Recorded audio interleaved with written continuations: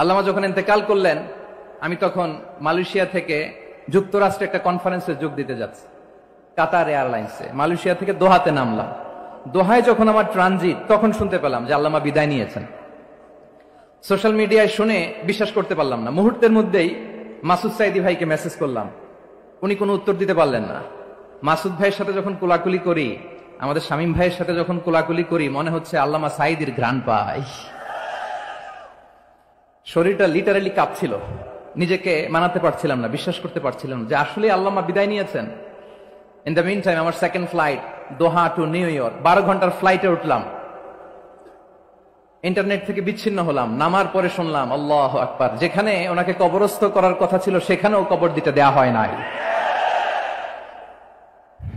ছবিগুলো দেখতে লাগলাম, হাসিমাখা মুখ, হাসিমাখা নিথর দেহটা। মরণে হাসিবে তুমি, কাঁদিবে ভুবন। From east to west, from north to south, the entire globe, গোটা বিশ্ব ওনার জন্য কেঁদেছে, গোটা বিশ্ব কেঁদেছে। কাবার গিলাফ ধরে ধরে মানুষ চিৎকার করেছে। এর চেয়ে শ্রেষ্ঠ মৃত্যুকার হতে পারে? আমাদের আল্লামার আর কি পাওয়ার ছিল বলেন? আর কি পাওয়ার ছিল? কুল্লু নাফসিন যায়িকাতুল মাউত, যারাই দুনিয়াতে আসবে তারা ইন্তেকাল করবে, এটা আমরা মেনে নেই, এটা আমরা জানি। কিন্তু অবাক করা বিষয় হচ্ছে আমরা আজও জানি না আমাদের আল্লামার মৃত্যু কি স্বাভাবিক হয়েছে নাকি এটা পরিকল্পিত মেডিকেল কিলিং ছিল। এটা যে পরিকল্পিত মেডিকেল কিলিং ছিল, এটা ধারণা করার পেছনে অনেক কারণ আছে। তিনি আধিপত্যবাদের বিরুদ্ধে সোচ্চার ছিলেন, ফ্যাসিবাদের বিরুদ্ধে সোচ্চার ছিলেন, রাজনৈতিক প্রতিহিংসার শিকার ছিলেন। এজন্য এটা মেডিকেল কিলিং হতে পারে, এ ধারণা আমরা করতেই পারি। আওয়াজ করে বলেন ঠিক কিনা? যে সময়টা আমরা কাটাচ্ছি, এত সুন্দর সময় বাংলাদেশ আর পাবে না। আমাদের জন্মের পর থেকে এরকম চমৎকার সময় আমরা পাই নাই। এটাই আসল সময়।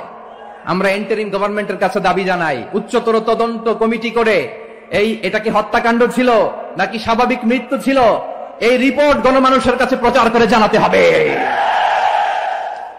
এই দাবির সাথে কি সবাই আপনারা একমত? কারা কারা একমত হাত তুলে দেখান।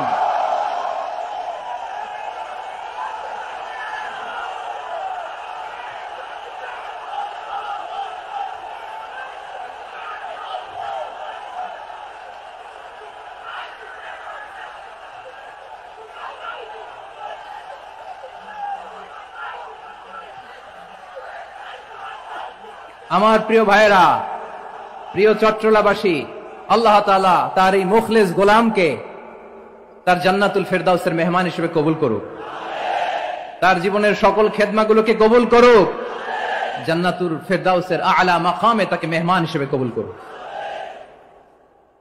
আল্লামা শহীদ দেলোয়ার হোসেন সাঈদী রাহিমাহুল্লাহ, উনি ছাড়াও এই ঐতিহাসিক ময়দানে কথা বলেছেন আল্লামা লুৎফুর রহমান রাহিমাহুল্লাহ।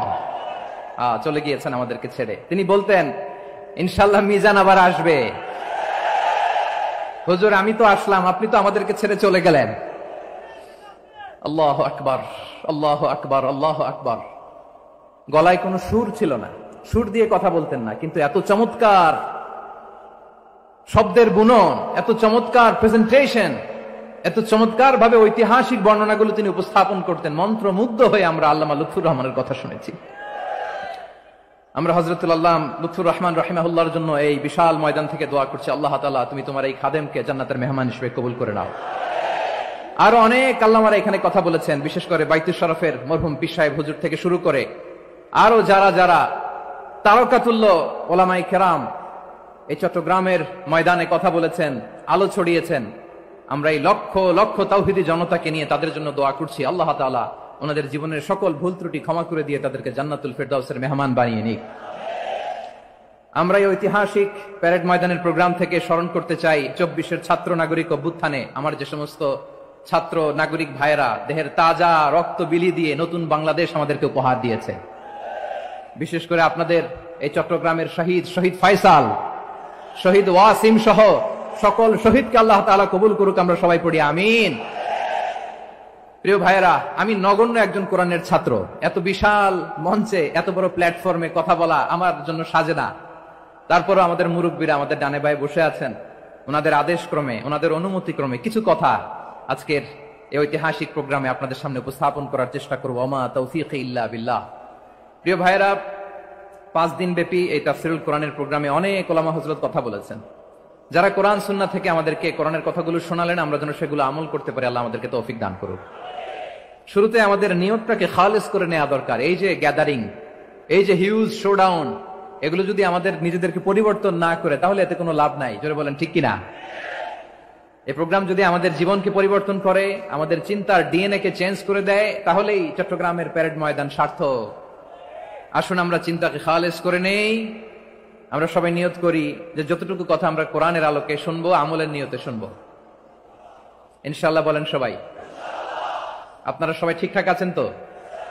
কখন আসছেন আপনারা? সবাই আসছেন কখন? সকালে, কেউ দুপুরে, 9টায়? আল্লাহ আল্লাহ আল্লাহ। দুপুরের খাবার খাওয়ার সুযোগ হয়েছিল? খান নাই? রোজা রাখছেন? আমি কি দিয়ে বিদায় দেব আমার এই ভাইগুলোরে? আল্লাহ তুমি আমার ভাইগুলোরে কবুল করো। ইসলামের পক্ষের এই গণজোয়ারকে আগামীর বাংলাদেশের ইসলামের জন্য তুমি কবুল করো। যেই ভালোবাসা ইসলামের জন্য হয়, যেই গণজোয়ার কোরআনের জন্য হয়, পৃথিবীর কোন শক্তি দিয়ে সেটাকে আটকানো যায় না। জোরে বলেন ঠিক কিনা? এজন্য গ্রাজুয়ালি, সিস্টেম্যাটিক্যালি, মেথোডোলজিক্যালি আমাদেরকে আগাতে হবে, শুধু আবেগ দিয়ে নয়। বিবেকেরও দরকার আছে না নাই? প্রিয় ভাইয়েরা, আসুন, আমাদের কথা অনেক বেশি, সময় অনেক কম। আমরা আর কাল বিলম্ব না করে মহাবিশ্বয় মহাগ্রন্থ আল কুরআন আল কারীম থেকে কিছু কথা শুনি। আমি যে টপিকটা নিয়ে আজকের ঐতিহাসিক চট্টগ্রামের প্যারেড ময়দানের তাফসীরুল কোরআন প্রোগ্রামে আলোচনা করব, সেটা হচ্ছে সূরাতু আন-নাহলের 90 নম্বর আয়াত নিয়ে কিছু কথা আমরা উপস্থাপন করবার চেষ্টা করব ইনশাআল্লাহ। আমার খুতবার শুরুতেই আপনারা মোটামুটি আন্দাজ করে ফেলেছেন যে আমি কি নিয়ে আলোচনা করব, কারণ যে আয়াতটি আমি তেলাওয়াত করেছি, এই আয়াতটি প্রায়শই এই ভূখণ্ডে, এই বাংলাদেশে জুমার দিনে খতিব সাহেবরা দ্বিতীয় খুতবা শেষের দিকে পড়ে না? কি কমন পড়ছে? ইন্নাল্লাহা ইয়া'মুরু বিল আদলি ওয়াল ইহসান ওয়া ইতা'i যিল কুরবা ওয়া ইয়ানহা আনিল ফাহশাই ওয়াল মুনকারি ওয়াল বাগি ইয়া'iদুকুম লা'আল্লাকুম তাযাক্কারুন। মুখস্থ আছে না সবার? আসুন আমরা এই আয়াতের সরল অর্থ, এর মর্মবাণী, এর সংক্ষিপ্ত তাফসীর সবাই মিলে আজকের এই প্রোগ্রাম থেকে উদ্ধার করার চেষ্টা করি। আপনারা মনোযোগী আছেন তো? ইনশাআল্লাহ। এই আয়াতটা অনেক কম্প্রিহেন্সিভ একটা আয়াত। সাইয়েদনা আব্দুল্লাহ ইবনে মাসউদ রাদিয়াল্লাহু তাআলা আনহু উনি বলেছেন, ইন্নাহা মিন আজমাই আয়াতিল কুরআন। এটা কোরআনের সবচেয়ে জামে মানে আয়াত। যদিও ছোট্ট আয়াত, অল্প কিছু কথামালা, কিন্তু তিনি বলতেন এটা কোরআনের সবচাইতে জামিআ মানে সবচেয়ে কম্প্রিহেন্সিভ একটা আয়াত, যেখানে কথা কম, শব্দ কম, কিন্তু এটার দোতনা, এটার আবেদন, এটার মিনিং অনেক বেশি। সুবহানাল্লাহ। এই আয়াতে আল্লাহ তাআলা বেসিক্যালি আমাদেরকে 3টা বিষয়ে আদেশ করেছেন আর 3টা বিষয়ে বারণ করেছেন, মানে নিষেধ করেছেন। আওয়াজ করে বলুন, আদেশ করেছেন কয়টা? প্রিয় চট্টলার ভাইয়েরা, আমার মতো এই যে 3 আঙ্গুল উঁচু করে বলেন, আদেশ করেছেন কয়টা? আবার নিষেধও কয়টা? মানবো তো আমরা ইনশাআল্লাহ? বলেন সবাই। 3 do's and 3 don'ts, do's and don'ts। 3টা আদেশ, 3টা নিষেধ। এই 3টা আদেশ আর 3টা নিষেধের ভেতরে আল্লাহ তাআলা গোটা ইসলামী শরিয়ার মূল নির্যাসকে ঢুকিয়ে দিয়েছেন। সুবহানাল্লাহ। এই ছোট্ট একটা আয়াতে গোটা ইসলামী শরিয়ার, the gist, the cream of the creams, গোটা ইসলামী শরিয়ার মূল নির্যাসকে আল্লাহ ঢুকিয়ে দিয়েছেন।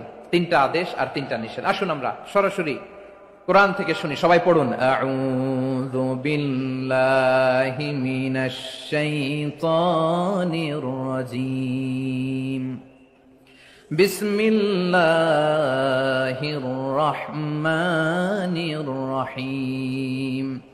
ইন্নাল্লাহা ইয়া'মুরু বিল আদলি ওয়াল ইহসানি ওয়া ইতা'i যিল কুরবা وينهى عن الفحشاء والمنكر والبغي يعظكم لعلكم تذكرون।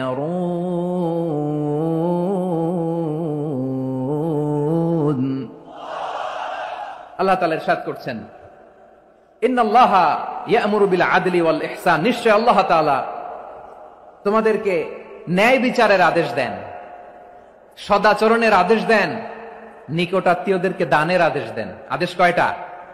আওয়াজ করে সবাই বলুন তো কয়টা? নিশ্চয় আল্লাহ তাআলা তোমাদেরকে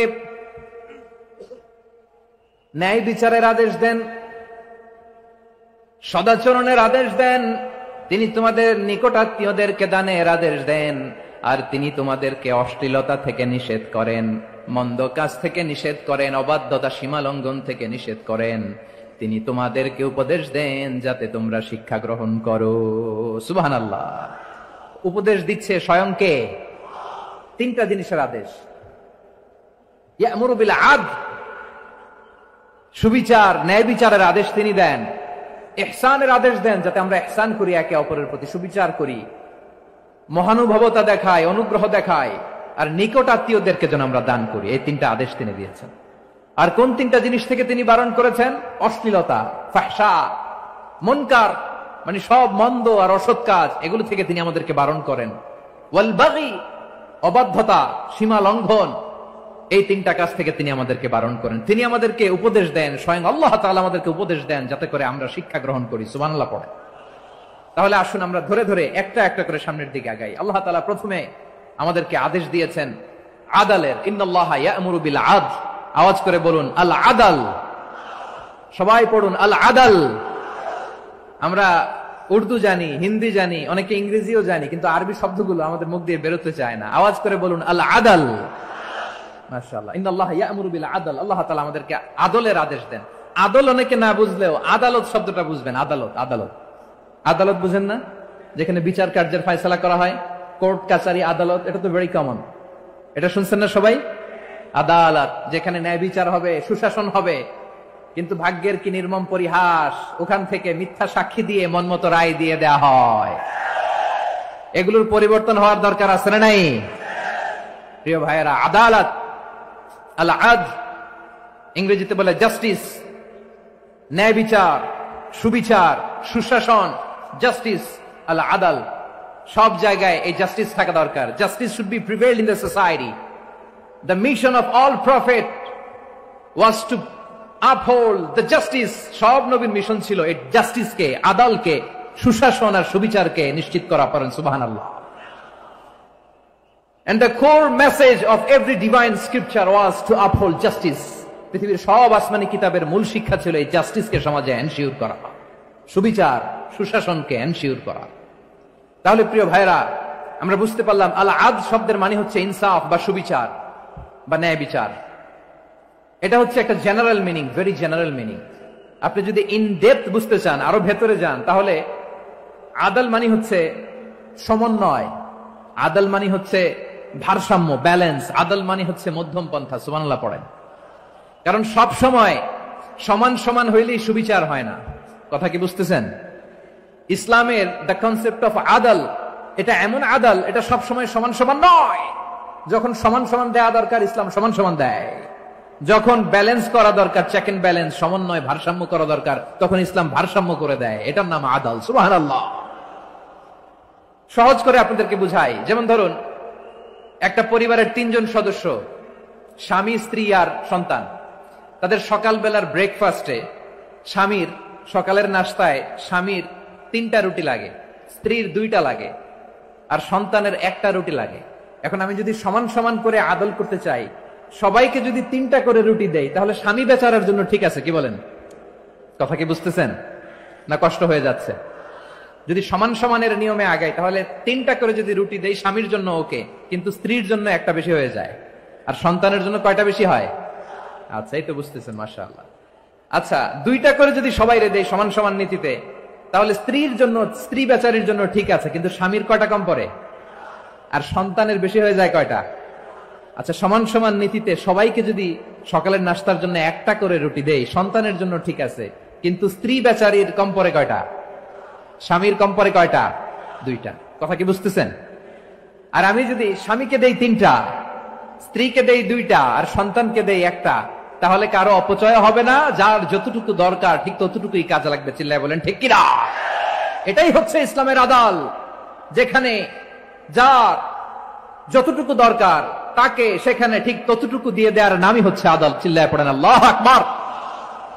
রব্বুল আলামিন বলেন, ইউসিকুমুল্লাহু ফি আওলাদিকুম লিযযাকারি মিসলু হাযযিল উনসায়াইন। আল্লাহ তোমাদেরকে ওসিয়ত করেন, তোমাদেরকে আদেশ দেন, উত্তরাধিকার সম্পদ যখন বন্টন হবে ছেলেরা যতটুকু পাবে, মেয়ে পাবে তার অর্ধেক। সুবহানাল্লাহ বলেন।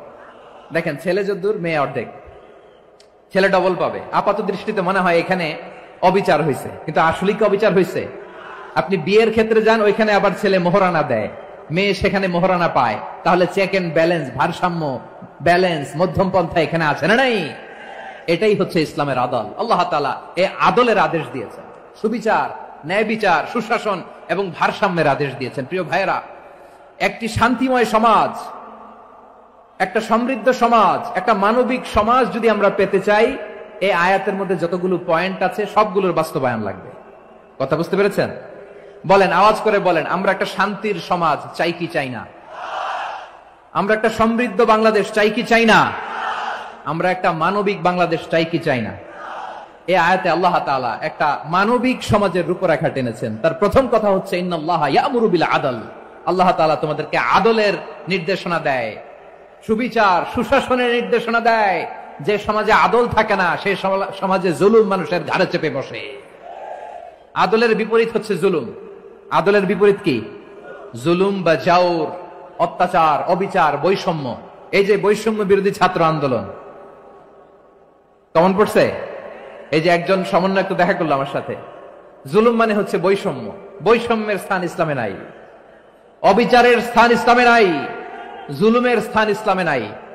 আল্লাহ তাআলা বলেন যে আমি জুলুমকে নিজের জন্য হারাম করেছি এবং তোমাদের জন্য হারাম করেছি।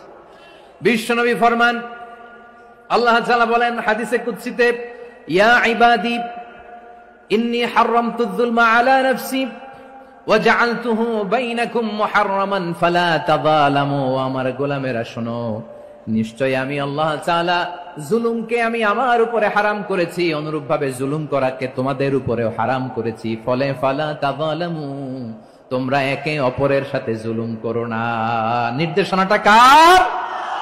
খবরদার, জুলুমের সাথে আমাদের কোনো সম্পর্ক নাই। আল্লাহ তাআলা আদলের আদেশ দিয়েছেন, আদালতের আদেশ দিয়েছেন, সুশাসনের, ন্যায় বিচারের আদেশ দিয়েছেন। ইন্নাল্লাহা ইয়ামুরু বিল আদল। আমাদেরকে আদল প্রতিষ্ঠা করতে হবে। জুলুমের সাথে ইসলামের কোনো সম্পর্ক নাই। আল্লাহ তাআলা জালিমদের জন্য কঠিন শাস্তি প্রস্তুত করে রেখেছেন। যারা এই আদলকে ভুলুণ্ঠিত করে জুলুমের রাস্তায় হাঁটতে চায়, তাদের প্রাপ্য কিয়ামতের ময়দানে বুঝিয়ে দিবে কে? আল্লাহ তাআলা তাদের প্রাপ্যকে বুঝিয়ে দিবেন।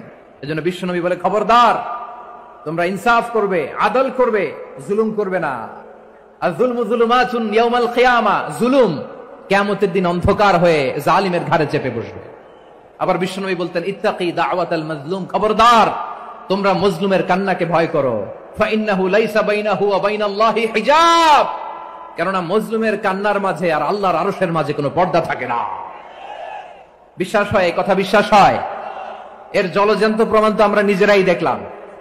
হ্যাঁ, মজলুমের কান্না ফুলে ফেপে মহিরুহ হয়ে, পাহাড়ের মতো হয়ে, বিস্ফোরিত হয়ে জালিমের মসনদকে ছারখার করে দিয়েছে। এর প্রমাণ তো আমরা নিজেরাই তো দেখলাম। জালিমের পরিণতি কি হয় আমরা জীবদ্দশাই তো দেখলাম। এমনও কোন জুলুম নাই যে হয় নাই, ঠিক কিনা বলেন? আহারে জুলুম, আহারে জুলুম। রিসেন্টলি আয়না ঘরের কিছু ছবি প্রকাশিত হয়েছে সোশ্যাল মিডিয়ায়, দেখেছেন আপনারা? হ্যাঁ, ছোট্ট একটা জায়গা, স্বাধীন মানুষকে প্রাণীর মতো, পাখির মতো খাঁচায় বন্দী করে রেখেছে। কখন দিন কখন রাত কিচ্ছু জানে না, কখন দিন কখন রাত কিছু জানে না। বছরের পর বছর কেটে গিয়েছে। এক্সট্রা জুডিশিয়াল কিলিং এর কোনো হিসাব নাই। বিচার বহির্ভূত হত্যা, এনফোর্স ডিসঅ্যাপিয়ারেন্স, গুম, যেটা সবচাইতে বড় মানবতা বিরোধী অপরাধ। কত মানুষ যে গুম হয়েছে তার কোনো ইয়ত্তা নাই। যেই ফ্যামিলির সদস্য গুম হয়েছে, তারা কি ওই লোকটার জন্য মাগফিরাতের দোয়া করবে নাকি সুস্বাস্থ্যের দোয়া করবে তারা নিজেরাও জানতো না। কারণ জানে না ও বেঁচে আছে না মরে গেছে। আহা, বিডিআর নওজওয়ানদের যারা ছাড়া পেল দেখলাম, বিনা অপরাধে, কোন অন্যায় ছাড়া, অপরাধ ছাড়া তাদের জীবন থেকে, তাদের তারুণ্যের, তাদের যৌবনের 15 বছর, 16 বছর, 17 বছর নাই। 6 মাস বয়সের ছোট বাচ্চাকে রেখে জেলে গেছে। 6 মাসের মেয়ে বের হয়ে দেখে মেয়ের বয়স 17 বছর। মেয়ে বাবারে চিনে না, বাবা মেয়েরে চিনে না। মেয়েকে এখন বিয়ে দিয়ে আরেক ছেলের হাতে তুলে দিবে। মেয়ের শৈশব বাবা দেখে নাই, মেয়ের কৈশোর বাবা দেখে নাই, মেয়ের তারুণ্য দেখে নাই। আরেক যুবককে দেখলাম 14 বছরের 14 দিনের সংসার, 2 সপ্তাহের সংসার শেষে জেলে গেছে। কত যুবকের যে স্ত্রী চলে গিয়েছে ফ্যামিলি ছেড়ে, কারণ জানে না তো কবে আসবে, কি হবে, কেউ জানতো না। দাম্পত্য জীবনের মাত্র 14 দিনের স্মৃতি, এই স্মৃতিকে আঁকড়ে ধরে এক বোন 16টা বছর 17টা বছর কাটিয়ে দিয়েছে। আমি নিউজটা দেখে ভাবলাম, আমার এই বোনের প্রতিটি দিন কিভাবে কেটেছে, প্রতিটি রাত কিভাবে কেটেছে, প্রতিটি ক্ষণ কিভাবে কেটেছে। বিশ্বনবী বলেছেন, ইত্তাকি দাওয়াতাল মাজলুম ফাইন্না লাইসা বাইনাহু ওয়া বাইনাল্লাহি হিজাব। মাজলুমের কান্নাকে ভয় করো, কারণ মাজলুমের কান্না আর আল্লাহর মাঝে কোনো পর্দা থাকে না। আমরা আর এরকম কোন জুলুম বাংলাদেশে দেখতে চাই না, জোরে বলেন ঠিক কিনা? আর কেউ নতুন করে জালিম হোক আপনারা চান? আবার নতুন করে কেউ ফ্যাসিস্ট হোক আপনারা চান? এক দল আরেক দলকে নিশ্চিহ্ন করার রাজনীতিতে মেতে উঠুক, এটা আপনারা চান? আমরা বাংলাদেশকে আদল দিয়ে সাজাতে চাই। আমরা এই 56,000 বর্গ মাইলের প্রতিটা ইঞ্চি মাটিকে কোরআনের আইন দিয়ে সাজাতে চাই। রাজি আছেন আপনারা? কারা কারা রাজি দেখান হাত তুলে আল্লাহকে।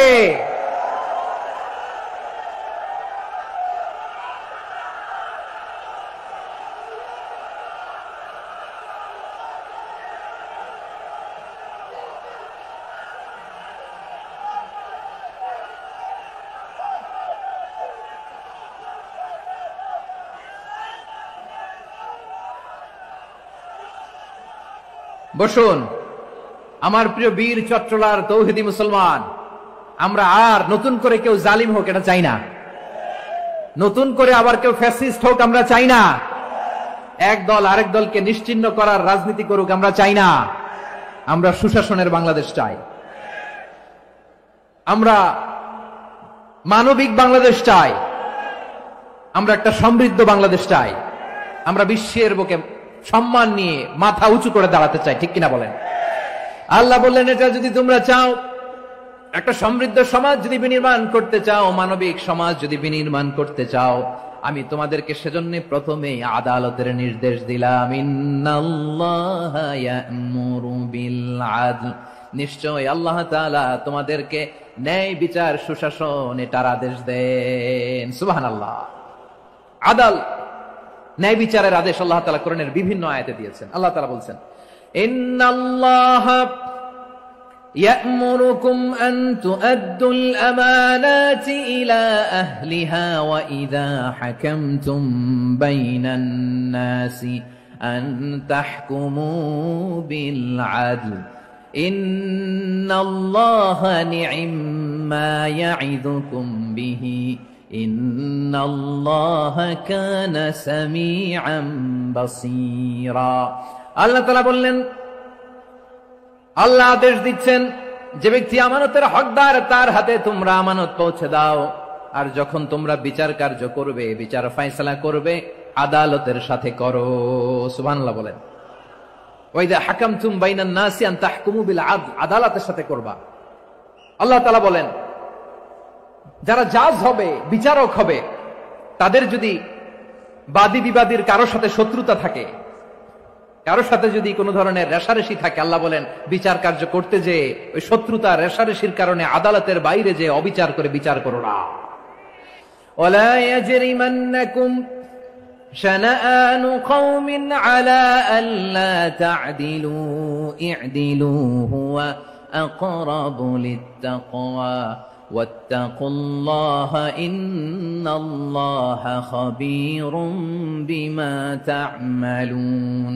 খবরদার কোন জাতির প্রতি, কোন গোষ্ঠীর প্রতি, কোন গোত্রের প্রতি আক্রোশ যেন তোমাদেরকে ন্যায় বিচার থেকে দূরে সরিয়ে না দেয়, বরং আমি আল্লাহর আদেশ হলো ই'দিলু, তোমরা আদল করো, ন্যায় বিচার করো, সুবিচার করো, সুশাসন প্রতিষ্ঠা করো। হুয়া আকরাবু লিত্তাকওয়া, এটাই তাকওয়ার সবচেয়ে কাছাকাছি। সুবহানাল্লাহ বলেন। কোরআনের বিভিন্ন আয়াতে আল্লাহ তাআলা স্পেসিফিকলি ধরে ধরে বিচার করার সময় আমরা যেন আদল করি সেটা বলেছেন। কোরআনের কোন কোন জায়গায় আল্লাহ তাআলা এই আল আদল শব্দটা ব্যবহার করেছেন। আবার একই জিনিস ইনসাফ, সুবিচার, সুশাসন, ন্যায় বিচার ন্যায় পরায়ণতা বুঝাতে আল্লাহ তাআলা কখনো কখনো আল কিসত শব্দটা ব্যবহার করেছেন। আওয়াজ করে সবাই বলুন আল কিসত। প্রিয় ভাইরা, সবাই আওয়াজ করে আমার সাথে সাথে বলুন আল কিসত। আল্লাহ তাআলা বলেন ওয়া ইন হাকামতা ফাহকুম বাইনাহুম বিল কিসতি ইন্নাল্লাহা ইউহিব্বুল মুকসিতিন। যখন তুমি বিচার করবে, বিশ্বনবীকে উদ্দেশ্য করে অ্যাড্রেস করে বললেন, নবী হে, ইহুদিরা কোনো বিষয়ে মীমাংসার জন্য যদি আপনার দরবারে আসে, যদি বিচার করতে হয়, খবরদার অবিচার করবেন না। ফয়সালা যেটা করবেন কিসতের সাথে করবেন, ন্যায় পরায়ণতার সাথে করবেন, কারণ ইন্নাল্লাহা ইউহিব্বুল মুকসিতিন, নিশ্চয় আল্লাহ রাব্বুল ইজ্জাত ন্যায় পরায়ণশীলদেরকে বড্ড ভালোবাসেন। সুবহানাল্লাহ বলেন। ন্যায় পরায়ণ লোকদেরকে আল্লাহ তাআলা বড্ড ভালোবাসেন। অন্য আয়াতে আল্লাহ তাআলা বলছেন وَنَضَعُ الْمَوَازِينَ الْقِسْطَ لِيَوْمِ الْقِيَامَةِ فَلَا تُظْلَمُ نَفْسٌ شَيْئًا। আমি কিয়ামতের দিন ন্যায় পরায়ণতার মানদণ্ড স্থাপন করব, যেটাকে আমরা মিজানের পাল্লা বলি। আল্লাহ বলেন ন্যায় বিচারের মানদণ্ড কিয়ামতের ময়দানে আমি আল্লাহ স্থাপন করব। সেদিন কারো প্রতি বিন্দু পরিমাণ, এক চুল পরিমাণ অবিচার করা হবে না, কোনো বিচার করা হবে না। সেদিন সুশাসন হবে, সুবিচার হবে, ন্যায় পরায়ণতার সাথে বিচার হবে। আওয়াজ করে পড়েন আল্লাহু আকবার। তাহলে প্রিয় ভাইরা, যে তিনটি বিষয়ে আল্লাহ তাআলা আমাদেরকে আদেশ দিয়েছেন, তার প্রথমটা হচ্ছে আদালত, ইনসাফ, সুবিচার, ন্যায় বিচার। এটা আমরা চাই কি চাই না? বিশ্বনবী ন্যায় বিচার, ন্যায় পরায়ণতা, সুশাসন প্রতিষ্ঠিত করেন কি করেন নাই? আপনারা বিশ্বনবীর সিরাত যারা পড়েছেন, আপনি দেখবেন বিশ্বনবীর সিরাতের পরতে পরতে, বাকে বাকে, সিরাতের বাকে বাকে এই আদালতের নমুনা মেলে। সুবহানাল্লাহ বলেন।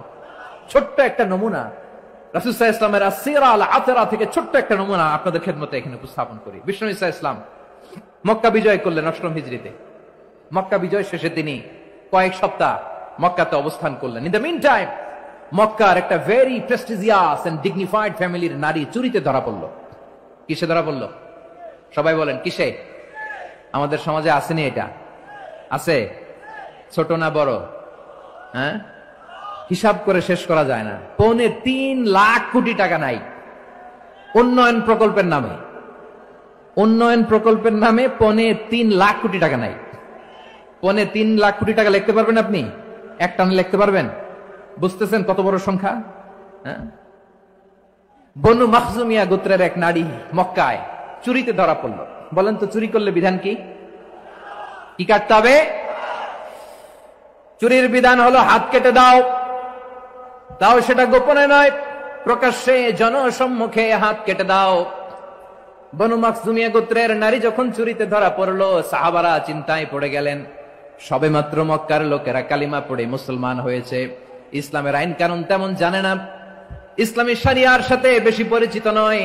এখন যদি বিশ্বনবী চুরির যেই বিধান এটা যদি কায়েম করে হাত যদি কেটে দেয়, না জানি মক্কার লোকেরা আবার বিগড়ে যায়, না জানি মক্কার লোকেরা আবার মুরতাদ হয়ে যায়, না জানি মক্কার লোকেরা ইসলাম থেকে দূরে সরে যায়।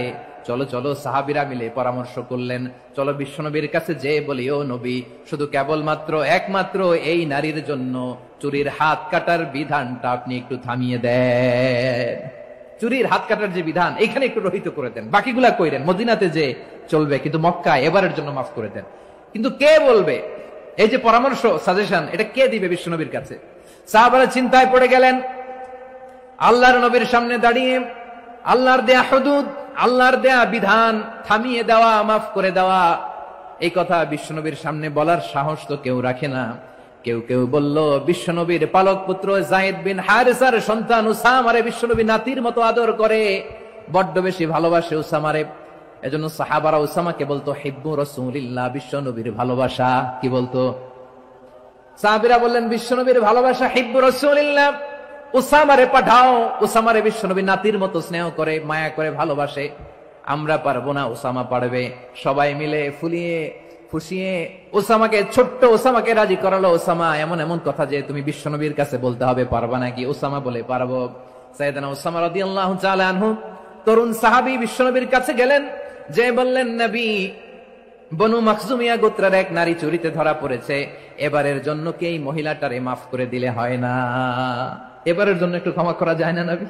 বিশ্বনবী বলেন, আতাশফাউ ফি হাদ্দিন মিন হুদুদিল্লাহ, তোমার এত বড় সাহস উসামা, তুমি আল্লাহর হাত, আল্লাহর দেয়া বিধান, এটার ব্যাপারে সুপারিশ করতে এসেছো?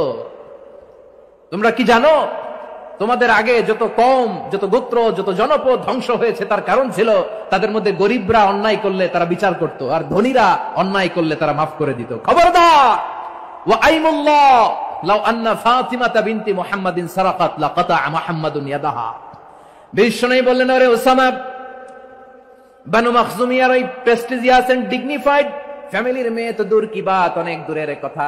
জেনে রেখো ওসামা, আমার কলিজার টুকরা নয়নের পুটুলি ফাতেমাও যদি মক্কার জমিনে আজকে চুরির দায়ে ধরা পড়তো, আমি বিশ্বনবী মুহাম্মদুর রাসূলুল্লাহ ধরে ফাতেমার ডান হাতটা কেটে দিতে এক বিলম্ব দেরি করতাম না। ইন্নাল্লাহা ইয়া'মুরু বিল আদল, আমাদেরকে জাস্টিস শিখায় পশ্চিমারা, আমাদেরকে ইনসাফ শিখায়, আমাদেরকে সুশাসন শিখায়। আর ইনসাফ, সুশাসন, ন্যায় বিচার, সুবিচার, জাস্টিস কারে বলে বিশ্বনবীর বায়োগ্রাফি থেকে জেনে নাও। এই ছিল বিষ্ণু ঈসা ইসলামের আদালতের নমুনা। আপনি যদি সাইয়েদনা ওমর ফারুকের জীবনের দিকে তাকান, এমন কঠোর, এমন বীর সেনানী ছিলেন। সাইয়েদনা ওমর ফারুক যদি রাস্তার এই মাথা দিয়ে হাঁটা শুরু করতেন, শয়তান ওমর ফারুককে দেখলে ওই রাস্তা রেখে দিয়ে অন্য রাস্তা দিয়ে হাঁটতো। সুবহানাল্লাহ। ওমর ফারুক রাদিয়াল্লাহু তাআলা আনহু কি পার্সোনালিটি ছিল, কি পার্সোনালিটি। আমাদের এলাকায় ছোট বাচ্চারা রাতে ভাত খেতে চায় না, আমার মেয়েটাও খেতে চায় না, এই এটা দিব ওইটা দিব, আজকে মাহফিলে আসার সময় বলে দিছে লিস্ট করে এটা এটা আনতে হবে। তো ছোট্ট বাচ্চাদের অনেক বায়না থাকে, ওরা রাতে খেতে চায় না। তো মায়েরা বিভিন্ন ভয় দেখায়, এই বাঘ আসবে, বাঘ আসবে খাও, এই ভূত আসবে, ভূত আসবে খাও। আপনারা কি বলেন চট্টগ্রামে, কি আসবে? হ্যাঁ, ভূত, ভূত, ভূত আসবে, বাঘ আসবে, খাও খাও খাও, তাড়াতাড়ি খাও। তো বাচ্চারা এগুলো শুনে ভয়ে খেতে শুরু করে। মদিনার জমিনেও একই ঘটনা ঘটতো, মদিনার ছোট্ট ছোট্ট সোনামণিরা খেতে চাইতো না। তো মায়েরা বলতো, হা হুয়া ইয়াতি উমর, হা হুয়া ইয়াতি উমর, ওই যে উমর আসতেছে, উমর। ওমরে ফারুকের কথা শুনলে বাচ্চারা একেবারে ঠান্ডা। সুবহানাল্লাহ পড়বেন না? প্রভু তুমি বলেছ রাসূল দেবে না, বলনি দেবে না ওমর, বলনি দেবে না হামজা তারি, খালিদ বিজয় সমর। প্রভু তুমি বলেছ রাসূল দেবে না, বলনি দেবে না ওমর, বলনি দেবে না হামজা তারি, খালিদ বিজয় সমর। প্রভু তুমি বলেছ রাসূল দেবে না। আল্লাহু আকবার। ওমর ফারুক রাদিয়াল্লাহু তাআলা আনহু, ওনার কথা শুনলে গায়ের মধ্যে গুজবাম হয়, গায়ের পশমগুলো দাঁড়িয়ে যায়। সুবহানাল্লাহ বলেন। কি পার্সোনালিটি ছিল, কি ব্যক্তিত্ব ছিল। মুনাফিকরা ওমর ফারুককে জমের মতো ভয় পেতেন। শয়তান, খুদ শয়তান এই রাস্তা দিয়ে আসলে শয়তান অন্য রাস্তা দিয়ে হাঁটত। ওমর ফারুক রাদিয়াল্লাহু তাআলা আনহুর জীবনে যদি দেখেন, তাহলে সেখানে আপনি আদালতের, ইনসাফের, সুশাসনের, জাস্টিসের নমুনা দেখতে পাবেন। কয়টা শুনবেন? সাইয়েদনা ওমর ফারুকের রাদিয়াল্লাহু তাআলা আনহুর সন্তান আব্দুর রহমান মিশরে মদ খেয়ে মদ্যপ অবস্থায় ধরা পড়েছে। মদ খাওয়ার কারণে, মদ যদি কেউ পান করে আর যদি প্রমাণিত হয়, তার বিচার হলো 80 বেত। আওয়াজ করে বলেন কয় বেত? বাংলাদেশেও তো এই আইন আছে নাকি? বাংলাদেশে আছে? হ্যাঁ, মদ খাইলে 80 বেত, এই আইন বাংলাদেশে চালু হোক আমরা চাই কি চাই না? চাই সবাই। এজন্যই তো ইসলাম ভাল লাগে না। ইসলামকে ভাল লাগে না, ইসলামকে আউট করে রাখতে পারলেই তো এরকম বড় বড় বোতল খাওয়া যায়। একেবারে সহজ, পানির মতো সহজ, হিসাব একেবারে সহজ। ওমর ফারুক রাদিয়াল্লাহু তাআলা আনহুর ছেলে ভুল করে মদ পান করে ফেলেছিলেন। আব্দুর রহমান, ঘটনা ঘটেছে মিশরে। মিশরের গভর্নর তখন আমর ইবনুল আস রাদিয়াল্লাহু তাআলা আনহু। আব্দুর রহমানের ভাই যে গভর্নরকে বলল, গভর্নর যদি একটু দয়া করেন, খলিফার ছেলে আমার ভাই আব্দুর রহমান মদ্যপ অবস্থায় ধরা পড়েছে, জনসম্মুখে যদি আপনি বেত্রাঘাত করেন আমাদের প্রেস্টিজ থাকে না, যদি 80 বেত আপনি মারেন আমার কোনো কথা নাই, কিন্তু ঘরের ভেতরে মারেন। আব্দুর রহমানের ভাইয়ের সুপারিশ শুনে সাইয়েদনা আমর ইবনুল আস রাদিয়াল্লাহু তাআলা আনহু রাজি হয়ে গেলেন। ঘরের ভেতরে লোকচক্ষুর আড়ালে 80 বেত তিনি মানলেন। কিন্তু ঘটনাক্রমে এই কথা লুকিয়ে লুকিয়ে ঘরের ভেতরে 80 বেত মারার কথা সাইয়েদনা ওমর ফারুক মদিনা থেকে জানতে পারলেন। মদিনা থেকে তিনি ফরমান জারি করলেন, এই বিচার যেমনটি আমর ইবনুল আস আদায় করেছে এটা প্রকৃতপক্ষে আদায় হয় নাই। আসো সবাই মদিনায় আসো, আমর ইবনুল আস মদিনায় আসো, আব্দুর রহমানও আসো, সবাই আসো, জনসম্মুখে এই বিচার কার্যকর করতে হবে। সাইয়েদনা ওমর ফারুক মসজিদে নববীর পিলারের মধ্যে নিজের ছেলেকে বাঁধলেন, আবার জনসম্মুখে 80টা বেত তার গায়ের মধ্যে মারলেন। মাজমুয়ে ফাতাওয়া ইবনে তাইমিয়া রাহিমাহুল্লাহ উনি এটা নকল করেছেন। এটা সবচেয়ে বিশুদ্ধ মত। আর অনেক মত আছে, মারা গেছে কবরের উপর, ওগুলো বাদই দিলাম। কেমন খলিফা ছিলেন, কেমন খলিফা! পশ্চিমারা তোমরা জাস্টিস আমাদেরকে শেখাও, ইনসাফ কারে বলে সুশাসন আমাদেরকে তোমরা শিখাও। ওমর ফারুক রাদিয়াল্লাহু তাআলা আনহু ওই বিচারকে তিনি ধর্তব্য মনে করেন নাই। মদিনাতে এনে আবার জনসম্মুখে আবার 80 বেত মেরেছেন। মিশরে ওমর ফারুক রাদিয়াল্লাহু তাআলা আনহু আমর ইবনুল আসকে গভর্নর করে পাঠালেন। সেখানে আমর ইবনুল আসের ছেলে একটা প্রতিযোগিতায় রানার আপ হয়েছে। এক মিশরি সেখানে চ্যাম্পিয়ন হয়েছে। রানার আপ বুঝতে পেরেছেন তো? রানার আপ সেকেন্ড হয়েছে, এক মিশরি হয়েছে চ্যাম্পিয়ন প্রথম। কিন্তু গভর্নরের ছেলে ও জিততে পারে নাই। ও রাগে ওই মিশরির গায়ের মধ্যে কয়েকটা লাঠি দিয়ে বাড়ি মেরেছে। মিশরি যে মদিনাতে ওমরে ফারুকের কাছে বিচার দিলেন, আপনার গভর্নরের ছেলে অন্যায়ভাবে আমার গায়ে হাত তুলেছে। সাইয়েদনা ওমরে ফারুক আবার ফরমান জারি করলেন, আসো মদিনাতে আসো। মিশরীকে ডাকলেন। ওই মিশরের গভর্নর আমর ইবনুল আস রাদিয়াল্লাহু তাআলা আনহুকে ডাকলেন, তার ছেলেকেও ডাকলেন। সবাই বসে রইল। আমর ইবনুল আস রাদিয়াল্লাহু তাআলা আনহু মাথা নিচু করে বসে আছেন, লজ্জায় কাচুমাচু। হায় হায়, আজকে আমার ছেলের কারণে আমিরুল মুমিনিন খলিফাতুল মুসলিমিন ওমর ফারুকের কাছে আমি জনসম্মুখে লজ্জিত হচ্ছি। সাইয়েদনা ওমর ফারুক বললেন, এই নাও লাঠি, গভর্নরের ছেলে তোমার মাথার মধ্যে যতগুলো বাড়ি মেরেছে আজকে জনসম্মুখে তুমি অতগুলা বাড়ি মারো। মিশরি বলে, থাক, আপনি যে ডেকে আনছেন সবার সামনে এটা বলছেন, এতেই আমি খুশি। আল্লাহু আকবার!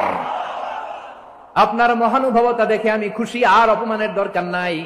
ওমরে ফারুক বলে, না, খবরদার, এই কথা মিশরি তুমি বলো না, মারো, যতগুলা বাড়ি মেরেছে মারো।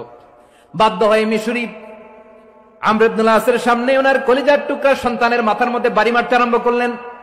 ঠিক যতগুলা বাড়ি গভর্নরের ছেলে আমর ইবনুল আসের ছেলে মিশরির গায়ে মেরেছিল, মাথায় মেরেছিল, মিশরি গুনে গুনে ততটা মারলেন। এই দৃশ্য দেখে ওমরে ফারুক রেগে মেগে আগুন, রাগের চোটে রাগ সামলাতে না পেরে আর নিজেকে সামলাতে না পেরে মিশরিরে বললেন, ছেলেরে মারা শেষ হয়ে গেলে এবার বাবার টাক মাথার মধ্যে কয়েকটা বাড়ি মার। রাগের চোটে, আউট অফ অ্যাঙ্গার, রাগের চোটে, যে আমার পাঠানো গভর্নর আমর ইবনুল আস তার ছেলেকে কেন আদব তারবিয়া কেন শিক্ষা দিতে পারে না। ছেলেরে মারা হইলে এবার আমর ইবনুল আসের মাথার মধ্যে 2টা মারো। এটা রাগে বলেছেন, এটা শাস্তি হিসেবে না। সুবহানাল্লাহ পড়ে। তোমরা আমাদেরকে সুশাসন শিখাও, আমাদেরকে সুশাসন শিখাও। বিশ্বনবী বলেন, আদাল এটা যেন কোনো বিষয় না, এটা দিয়েই মানবিক সমাজ গড়তে হবে। আল্লাহ তাআলা কিয়ামতের কঠিন ময়দানে যেদিন স্বামী স্ত্রীকে চিনবে না, স্ত্রী স্বামীকে দেখে পালিয়ে যাবে, বন্ধু বন্ধুরে চিনবে না, পীর সাহেব মুরিদরে চিনবে না, মুরিদ পীর সাহেবরে চিনবে না, দলের কর্মী তার নেতারে চিনবে না, নেতা তার কর্মীরে চিনবে না, বন্ধু বন্ধুরে দেখে পালাবে। এই কঠিন মুহূর্তে সূর্যটা মাথার কাছে চলে আসবে, জমিনটা তামার জমিন হবে। আজকের জমিনের মতো নয়। মানুষ ঘর্মাক্ত, ক্লান্ত, শ্রান্ত মাথার মগজগুলো কানের ছিদ্র আর নাকের ছিদ্র দিয়ে বেয়ে বেয়ে পড়বে। বিশ্বনবী ফরমান, কিয়ামতের ওই কঠিন ময়দানে 7 শ্রেণীর ব্যক্তিকে রব্বুল আলামিন তার আরশের নিচে ছায়া দিবেন। তার মধ্যে প্রথম শ্রেণীর ব্যক্তি হলো ইমামুন আদিল। ইমামুন আদিল, ন্যায়পরায়ণ শাসক, যে ইনসাফের সাথে বিচার করে, যে জাস্টিস সমাজে সার্ভ করে, যে সুশাসন নিশ্চিত করে, ওই ইমামুন আদিল। আদিল শব্দটা বুঝছেন না? ইন্নাল্লাহা ইয়া'মুরু বিল আদল, পাইছেন? আদিল। 7 শ্রেণীর ব্যক্তিকে আল্লাহ তাআলা সুশীতল আরশের নিচে ছায়া দিবেন, যেদিন তার দেয়া ছায়া ছাড়া কোনো ছায়া থাকবে না। এর প্রথম হচ্ছে ইমামুন আদিল, ন্যায়পরায়ণ শাসক। চিল্লায় বলেন সুবহানাল্লাহ। আবার বিশ্বনবী বললেন, ইন্নাল মুকসিতিনা ইনদাল্লাহি আলা মানাবিরা মিন নূর আন ইয়ামিনির রহমান, কিয়ামতের দিন যারা ন্যায় পরায়ণ হিসেবে আল্লাহর সামনে দাঁড়াবে কিয়ামতের দিন, রব্বুল আলামিন তার আরশের ডান দিকে ওই ন্যায় পরায়ণ লোকদের জন্য আরশের ডান দিকে একটা নূরের মিম্বারে তাদেরকে বসার সুযোগ করে দিবে। আল্লাহর আরশের ডান দিকে ন্যায় পরায়ণ লোকদের জন্য আল্লাহ তাআলা নূরের মিম্বার বানাবে। তার থেকে কথা মনে করেছেন আল আদাল, জাস্টিস, ইন্নাল্লাহা ইয়া'মুরু বিল আদল। আল্লাহ তাআলা এই আদালতের নির্দেশনা দেয়, সুবিচার, সুশাসন। প্রিয় ভাইয়েরা, এটা আমরা বাংলাদেশে চাই কি চাই না? এই যে অরাজকতা, এই যে অন্যায়, এই যে জুলুম, এই যে ইনকনসিস্টেন্সি সমাজের অসঙ্গতির প্রধান কারণ জাস্টিস নাই, সুবিচার নাই, সুশাসন নাই। শেষবারের মতো আওয়াজ করে বলেন তো, আমরা বাংলাদেশে আদল চাই কি চাই না? তাহলে প্রথম নির্দেশনা শেষ, আল্লাহ তাআলা তোমাদেরকে আদলের আদেশ দেন। এরপর আল্লাহ বললেন, আমি তোমাদেরকে ইহসানের আদেশ দেই। ইন্নাল্লাহা ইয়া'মুরু বিল আদলি ওয়াল ইহসান। আমি তোমাদেরকে যেমনি আদলের নির্দেশনা দেই, তেমনি ভাবে তোমাদেরকে ইহসানের নির্দেশনা দেই। ইহসান, আওয়াজ করে সবাই বলেন তো ইহসান। সবাই বলেননি, সবাই বললে এতটুকু আওয়াজ হবে আমি বিশ্বাস করি না। আওয়াজ করে বলুন আল ইহসান। ইহসান মানে কারো প্রতি সফট হার্টেড হওয়া, মহানুভব হওয়া, অনুগ্রহ পরায়ণ হওয়া, অনুগ্রহশীল হওয়া, একে অপরের প্রতি দয়াদ্র হওয়া। একে অপরের প্রতি দয়াদ্র, অনুগ্রহশীল হওয়া ছাড়া মানবিক সমাজ কশিনকালেও গঠন করা সম্ভব না।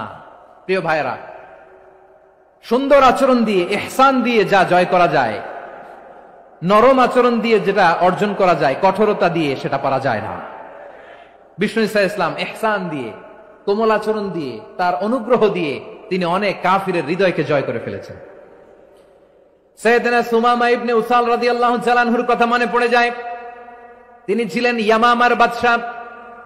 মদিনাতে বিশ্বনবীকে হত্যা করার নিয়তে এসেছিলেন, গোপনে গোপনে বিশ্বনবীকে হত্যা করে আবার ইয়ামামাতে তিনি ফিরে যাবেন। কিন্তু কি অবাক করা কাণ্ড, হত্যা করতে পারে নাই, সাহাবাদের হাতে তিনি ধরা পড়ে গেলেন। সাইয়েদনা সুমামা ইবনে উসাল রাদিয়াল্লাহু তাআলা আনহু হত্যার নিয়তে আসলেন, কিন্তু হত্যা করতে পারলেন না। সাহাবারা ওনাকে ধরে ফেললেন, ধরে মসজিদে নববীর পিলারের মধ্যে বেঁধে রাখলেন। সুমামা ইবনে উসাল, সিরাত থেকে শুনেন, সিরাত থেকে শোনাচ্ছি, রাদিয়াল্লাহু তাআলা আনহু ইয়ামামার অধিপতি ছিলেন। ইয়ামামা বিশ্বনবীকে হত্যার জন্য আসছেন, ধরা পড়ে গেছেন, এখন মসজিদে নববীতে বেঁধে রাখছে, তার মানে বন্দী। এখন স্ট্যাটাস কি? বন্দী, ক্যাপটিভ। বিষ্ণু ঈসা ইসলাম সাহাবাদেরকে বললেন, তার খোঁজ খবর নিও, সুমামা ইবনে উসালের খোঁজ খবর নিও। সাহাবারা বলেন, ইয়া রাসূলুল্লাহ, আপনাকে হত্যা করতে এসেছে, তার তো কঠিন ক্যাপিটাল পানিশমেন্ট হওয়া দরকার, কঠিন শাস্তি হওয়া দরকার। বিশ্বনবী বললেন, না, আমি যেটা জানি তোমরা সেটা জানো না, তোমরা সুমামার সাথে ভালো আচরণ করো। বিশ্বনবী সুমামার কাছে গেলেন। প্রথম দিন যে তিনি কালেমার দাওয়াত দিলেন, ঈমানের দাওয়াত দিলেন, ইসলামের দাওয়াত দিলেন, রিসালাতের দাওয়াত দিলেন, আখিরাতের দাওয়াত দিলেন। পরের দিন যে বিশ্বনবী সালাতের দাওয়াত দিলেন, যাকাতের দাওয়াত দিলেন, ইসলাম কি, কিভাবে, কেমন করে পালন করতে হয় চমৎকার আর্টিকুলেট করতে শুরু করলেন। তন্ময় হয়ে সুমামা ইবনে উসাল রাদিয়াল্লাহু তাআলা আনহু বিশ্বনবীর কথাগুলো শুনতে আরম্ভ করলো।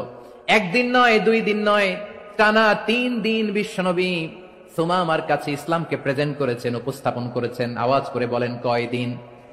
3 দিন। 3 দিন মসজিদে নববীতে বাধা। আর সাহাবীদেরকে বললেন, তার খোঁজ খবর নিও, তোমরা যে রুটি বানাও এর মধ্যে সবচেয়ে ভালো আটার রুটিটা তারে দিও, সবচেয়ে রিফাইন্ড খেজুর, যেটা পিওর খেজুর, এটা তারে দিও। আর বিশ্বনবী নিজের উট থেকে দুধ দহন করে ওনার বাড়ির এক কর্মচারীকে বলেছেন, দুধ দহন করে সুমামার জন্য নিয়ে যেও। সুবহানাল্লাহ পড়বেন না? সবাই তো অবাক, ইয়ামামা থেকে আসছে নবীকে হত্যা করতে, বিশ্বনবী দেখে তারে জামাই আদর করে, তাকে মজার মজার খাবার দিও, দুধ দিও, আদর আপ্যায়ন করো।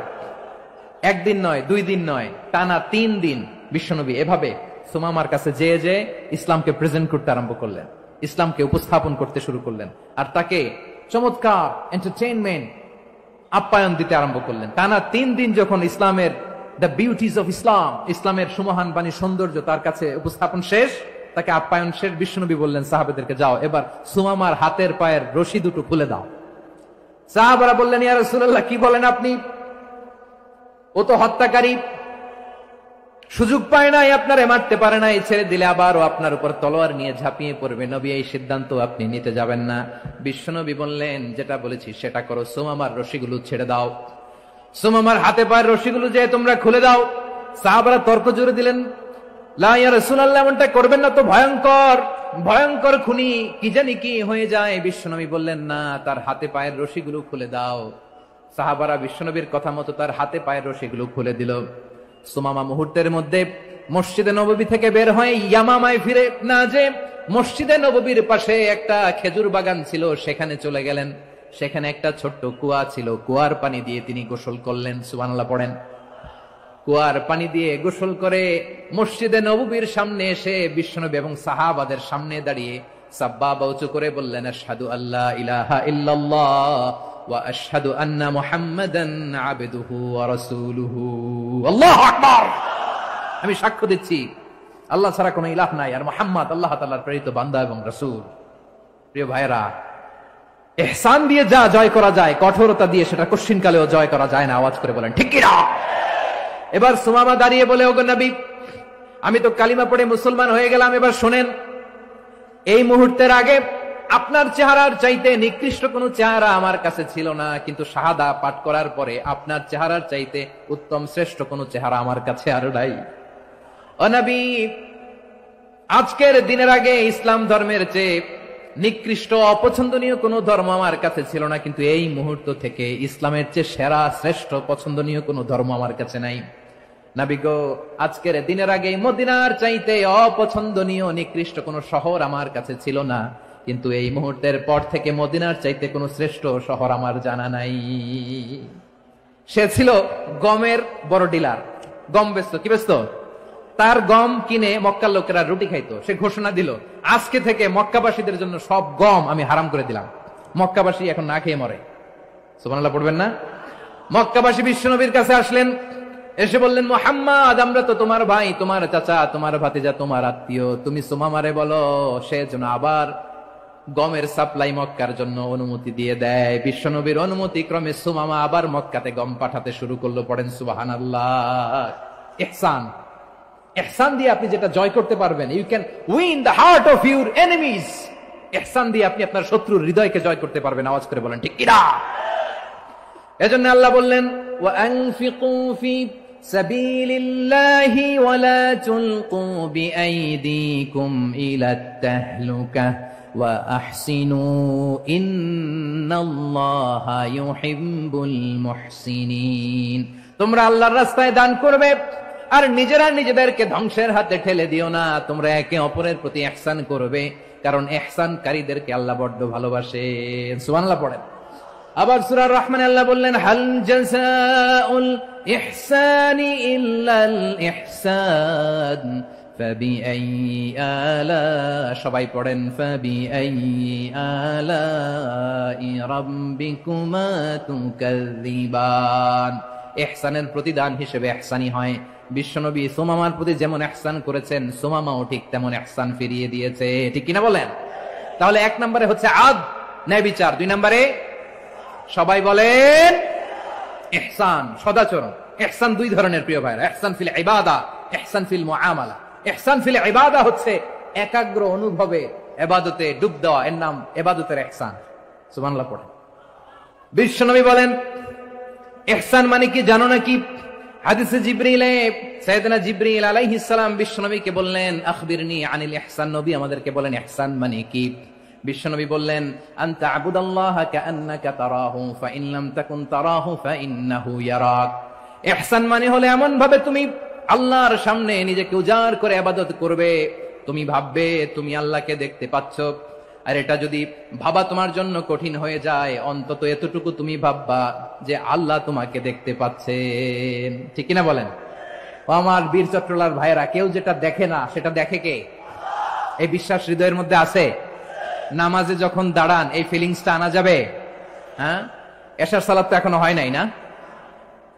আলোচনা শেষে এশার সালাত এখানে অনুষ্ঠিত হবে, তাই না? আচ্ছা বলুন তো, আমরা এশার সালাত পর্যন্ত বেঁচে থাকবো, এই গ্যারান্টি আছে কার কার? হাত তোলেন। কয়েকজন হাত তুলছে পেছনে, না বুঝে তুলে ফেলছে। এশা পর্যন্ত যে আমরা হায়াত পাবো কোনো গ্যারান্টি আছে? সবাই আওয়াজ করে বলেন গ্যারান্টি আছে। গ্যারান্টি নাই। এই জন্য বিষ্ণু ইসলাম বলেছে এমন ভাবে নামাজে দাঁড়াও, ইবাদত করো, মনে করো হতে পারে এটাই আমার জীবনের শেষ নামাজ। পারফর্ম দ্য সালাহ as if this is your last and final prayer. এমন ভাবে সালাতে দাঁড়াও, ভাবো হতে পারে এটাই তোমার জীবনের শেষ নামাজ। এমন ভাবে নামাজে দাঁড়াও, ভাবো এটাই শেষ নামাজ। তাহলে নামাজে একাগ্রতা বাড়ায় দিবে কে? ফলে ইবাদতের ইহসান আমাদের অর্জিত হবে। আর মুআমালাতে ইহসান হলো, বিশ্বনবী বলেন ইন্নাল্লাহা তাবারাকা ওয়া তাআলা কাতাবাল ইহসানা আলা কুল্লি শাই ফাইযা কাতালতুম ফাআহসিনুল কিতলা ওয়া ইযা যাবাহতুম ফাআহসিনুয যাবহা ওয়ালিয়ুহিদ্দা আহাদুকুম শাফরাতাহু ওয়ালিয়ুরিহ যাবিহাতাহু। ইহসান দুই ধরনের, আওয়াজ করে বলতে হবে। কয় ধরনের? সবাই বলুন আওয়াজ করে, কয় ধরনের? একটা হচ্ছে ইহসান ফিল ইবাদা, ইবাদতে ইহসান। ইবাদতে ইহসান কি? একাগ্র অনুভব দিয়ে ইবাদত করা, মন প্রাণ দিয়ে ইবাদত করা। আর মুআমালাতে ইহসান কি? সব কাজে, দৈনন্দিন কাজে, কর্মে, সামাজিক অ্যাক্টিভিটিতে কোমলতা প্রদর্শন করা, অনুগ্রহের সাথে সবকিছু করা। আল্লাহ তাআলা ইন্নাল্লাহা তাবারাকা ওয়া তাআলা কাতাবাল ইহসানা আলা কুল্লি শাই, তিনি সবকিছুর ব্যাপারে ইহসানকে আবশ্যক করেছেন। সবকিছুতে মুমিনের সব কাজে ইহসানের পরশ থাকবে। ওয়া ইযা কাতালতুম ফাহসিনুল কিতলা, বিষ্ণুই বলেন তুমি যখন কাউকে হত্যা করো ইহসানের সাথে করো।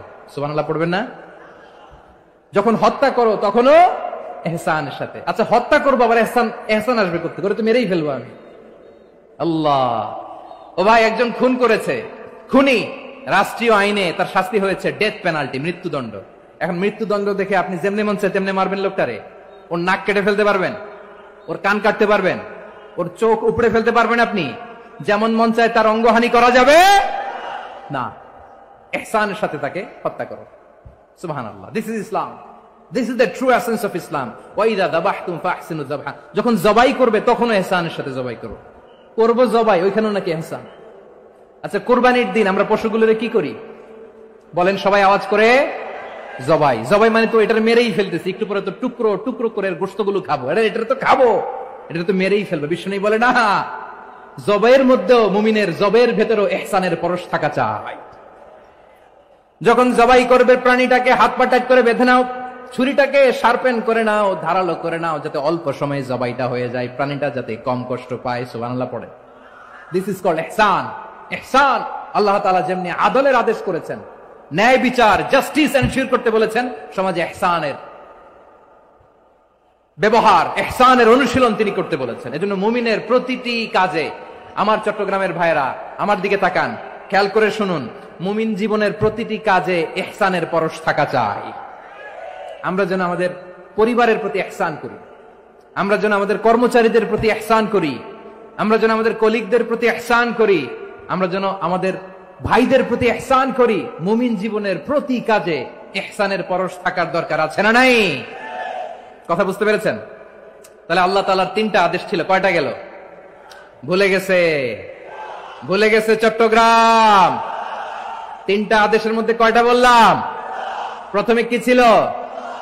আদল। 2 নম্বরে, 3 নম্বরে রব্বুল আলামিন বললেন ওয়া ইতাইদিল কুরবা, নিকটাত্মীয়দেরকে দান করো।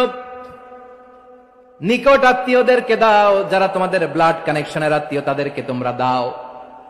এখানে জেনারেলি বললেন দাও, কি দিব সেটা তিনি এখানে বলেন নাই, সেটা তিনি সূরাতুল ইসরার মধ্যে বলেছেন। আল্লাহ বলেন ওয়া আতিদাল কুরবা হাক্কা, নিকটাত্মীয়দেরকে তাদের অধিকার, তাদের প্রাপ্য তোমরা বুঝিয়ে দাও।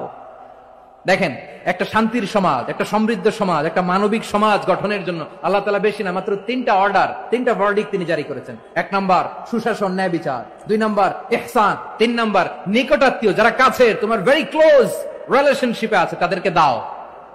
দাও, দিলে বাড়িয়ে দেয় কে? অনেকে দিতে চায় না, কৃপণতা করে। দিলে বাড়ায় দেয় কে? ও মিয়া, মদিনার মধ্যে সবচাইতে গরিব সাহাবী ছিল বেলাল রাদিয়াল্লাহু তাআলা আনহু। ওনার এন্টায়ার অ্যাসেট, সম্পদের পরিমাণ কতদূর জানেন? একটা লুঙ্গি। বেলাল রাদিয়াল্লাহু তাআলা আনহু, ওনার টোটাল ওয়েলথের এস্টিমেশন হচ্ছে মাত্র একটা লুঙ্গি। একটা লুঙ্গি, টোটাল ওয়েলথ এস্টিমেশন, টোটাল সম্পদের পরিমাণ বেলাল রাদিয়াল্লাহু তাআলা আনহুর কি ছিল? কথা বোঝে নাই বোধহয়। কি ছিল? ওই বেলাল রাদিয়াল্লাহু তাআলা আনহুকে বিষ্ণু ইসলাম বলেছেন আনফিক ইয়া বেলাল, ও বেলাল তুমিও দাও। ওয়ালা তাখশা মিন যিল আরশি ইখলালা, আরশের অধিপতির তো কোনো ঘাটতি নাই, তুমি দিলে ওই আল্লাহ তোমারে বাড়ায় দিবে। এজন্য আমার প্রিয় ভাইয়েরা, দিলে কমে না, দিলে বাড়ে। অনেকে ধরে রাখে, নতুন কিছু নিতে পারে না, হাত দিয়ে যেটা ধরে রেখেছেন এটা দিয়ে দেন, বড় একটা ধরার সুযোগ পাবেন। জোরে বলেন ঠিক কিনা? ধরেন 5 কেজি ওজনের একটা ধরে রাখছেন, এখন 10, এটা না ছাড়লে 10 কেজি ধরতে পারবেন আপনি? আচ্ছা, 10 কেজির জিনিস একটা আছে হাতে, ওইটা যদি ছেড়ে দেন তাইলে না 15 কেজি ধরতে পারবেন? কথা বলেন ঠিক কিনা? তাহলে দিলে বাড়িয়ে দেয় কে? রব্বুল আলামিন বললেন 3 নাম্বার আদেশ হলো তোমাদের প্রতি সমাজটারে কেমন করে মানবিক সমাজ, সুন্দর সমাজ গড়বা। 3 নাম্বার আদেশ হলো ওয়াআতিদাল কুরবা হাক্কা, নিকটাত্মীয়দেরকে তাদের প্রাপ্য বুঝিয়ে দাও। এই নিকটাত্মীয়দেরকে তাদের অধিকার বুঝিয়ে দেওয়া, প্রাপ্য বুঝিয়ে দেওয়াতে আমাদের গাফলতি আছে না নাই?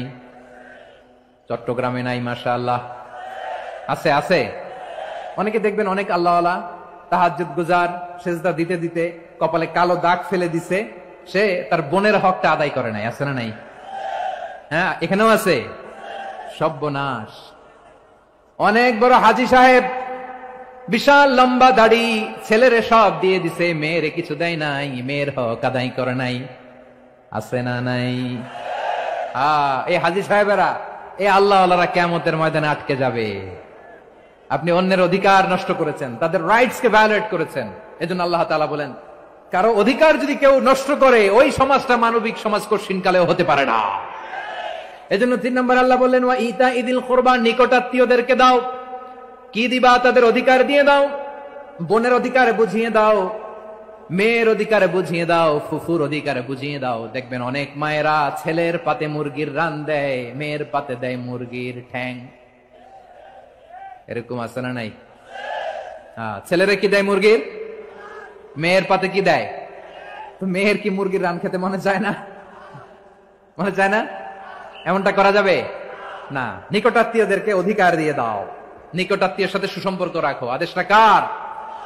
এজন্য প্রিয় ভাইয়েরা, জীবনে যদি বারাকা অর্জন করতে চান, নিকটাত্মীয়দের সাথে সুসম্পর্ক রাখতে হবে, তাদের জন্য উপহার পাঠাতে হবে। বিশ্বনবী বলেন লা ইয়াদখুলুল জান্নাতা কাতে, যে ব্যক্তি আত্মীয়তার সম্পর্ককে ছিন্ন করে দেয়, সে কঠিন কালেও আল্লাহর জান্নাতে ঢুকবে না।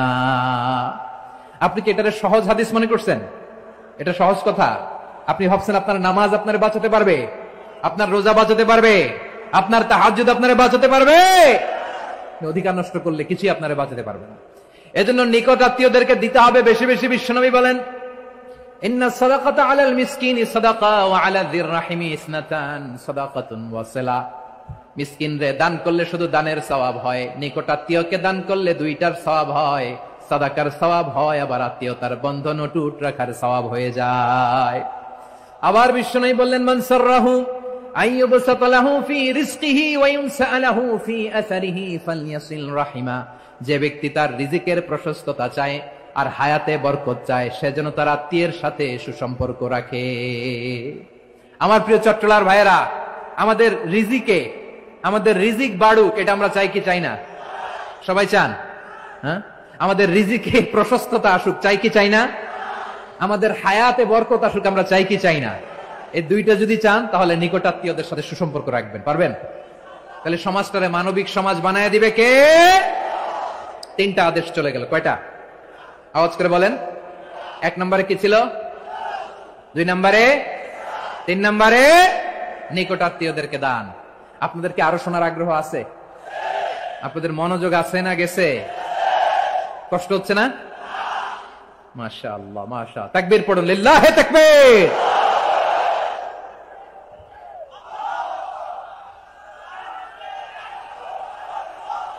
মাশাআল্লাহ।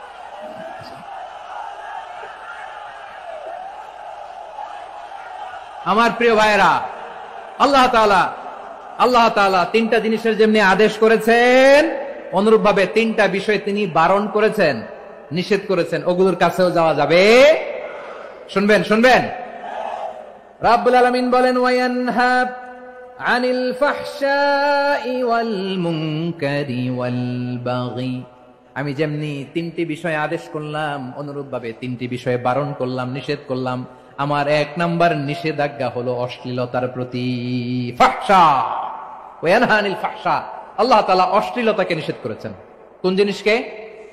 সবাই বলুন কোন জিনিসকে? যত ধরনের, যত টাইপের, যত ক্যাটাগরির অশ্লীলতা হতে পারে সব অশ্লীলতাকে হারাম করেছেন কে? ফাহশা মানে কি?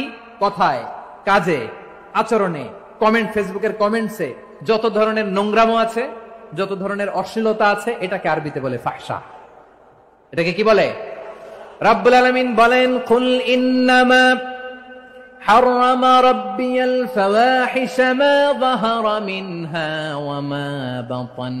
ও নবী, আপনি বলে দেন, আমার রব প্রকাশ্য, অপ্রকাশ্য, স্পষ্ট কিংবা অস্পষ্ট, দৃশ্যমান কিংবা অদৃশ্যমান সব অশ্লীলতাকে হারাম করেছেন। সব ধরনের অশ্লীলতা হারাম, সব ধরনের। আল্লাহ তাআলা আমাদেরকে অশ্লীলতা থেকে বাঁচান, অশ্লীলতা থেকে তিনি আমাদেরকে হেফাজত করুক, পড়েন আমিন। এবার বলেন, আমাদের সমাজে অশ্লীলতা আছে না নাই? চট্টগ্রামে নাই? আমি কই নাই, ওনারা বলে আছে। দেখছেন, আমি সামহাও বাঁচায় দেওয়া ট্রাই করতেছি, আমি সামহাও বাঁচায় দেওয়া ট্রাই করতেছি, ওনারা বলে আছে। অশ্লীলতা নানা ভাবে, নানা নামে, নানা মোড়কে আমাদের সমাজে আছে না নাই? সংস্কৃতির নামে, ফ্যাশনের নামে, বিনোদনের নামে, উপন্যাসের নামে, কনসার্টের নামে অশ্লীলতা আছে না নাই? আপনি দেখেছেন কনসার্টগুলোর অবস্থা? এই যে আতিফ আসলাম যে আসছে আমাদের দেশে, তারপর কে কে আসছে, আমাদের তরুণ তরুণীরা, আমাদের যুবক যুবতীরা, আমাদের জেনজিরা, কি অবস্থা ওইখানে? হ্যাঁ, কি অবস্থা? কে বাঁচাবে ওদের? কে রক্ষা করবে ওদের ইমানের, ওদের চরিত্রের হেফাজতের গ্যারান্টি কে দিবে? কনসার্টের নামে অশ্লীলতা আছে না নাই? ছেলে মেয়ে একে অপরকে জড়ায় ধরতেছে, একে অপরকে চুমো খাচ্ছে, প্রকাশ্যে, দিবালোকে, গণমানুষের সামনে। আল্লাহ তাআলা এই অশ্লীলতা থেকে আমাদেরকে বেঁচে থাকতে বলেছেন, বেঁচে থাকতে বলেছেন। রূপালী জগতের নামে অশ্লীলতা আছে না নাই? এই টার্মটা আপনারা জানেন না? রূপালী জগৎ কি জগৎ? আসলে কি রূপালী জগৎ না অন্ধকার জগৎ? আমার বোনেরা, আপনাদেরকে যে কি বলে তারা বুঝায়, রূপালী জগৎ শুনেই আপনি ভরকে যাবেন না।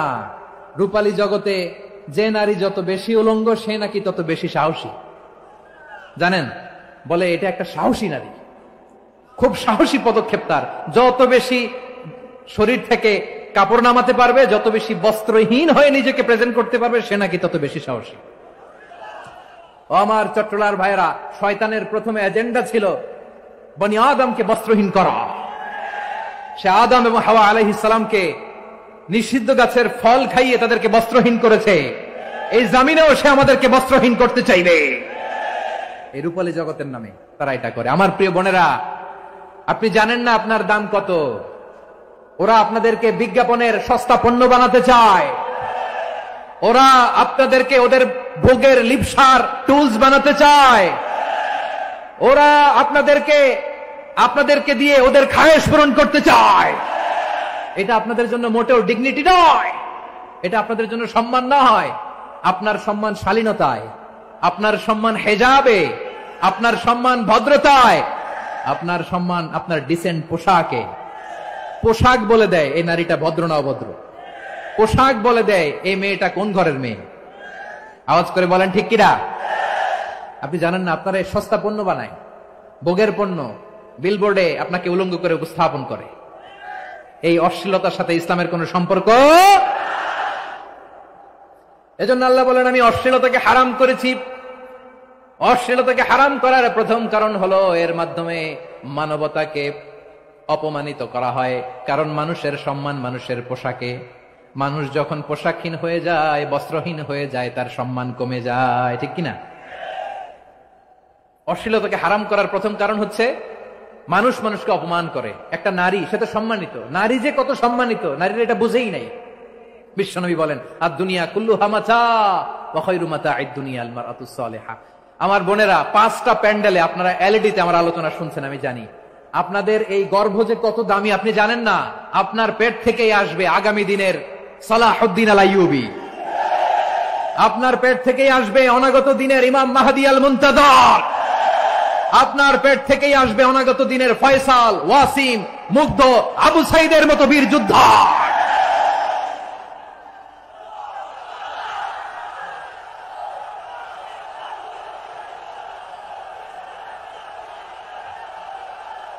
আমার প্রিয় বোনেরা, আমার প্রিয় বোনেরা, বিশ্বনবীর কথার ওজন খেয়াল করেন। আর দুনিয়া কুল্লুহা মাতা ওয়া খায়রু মাতা'আদ দুনিয়াল মারআতুস সালিহা। দুনিয়ার সবকিছুই অ্যাসেট, এর মধ্যে সবচেয়ে দামি অ্যাসেট নেককার নারী। আপনার গর্ভ যে কত দামি আপনি জানেন না।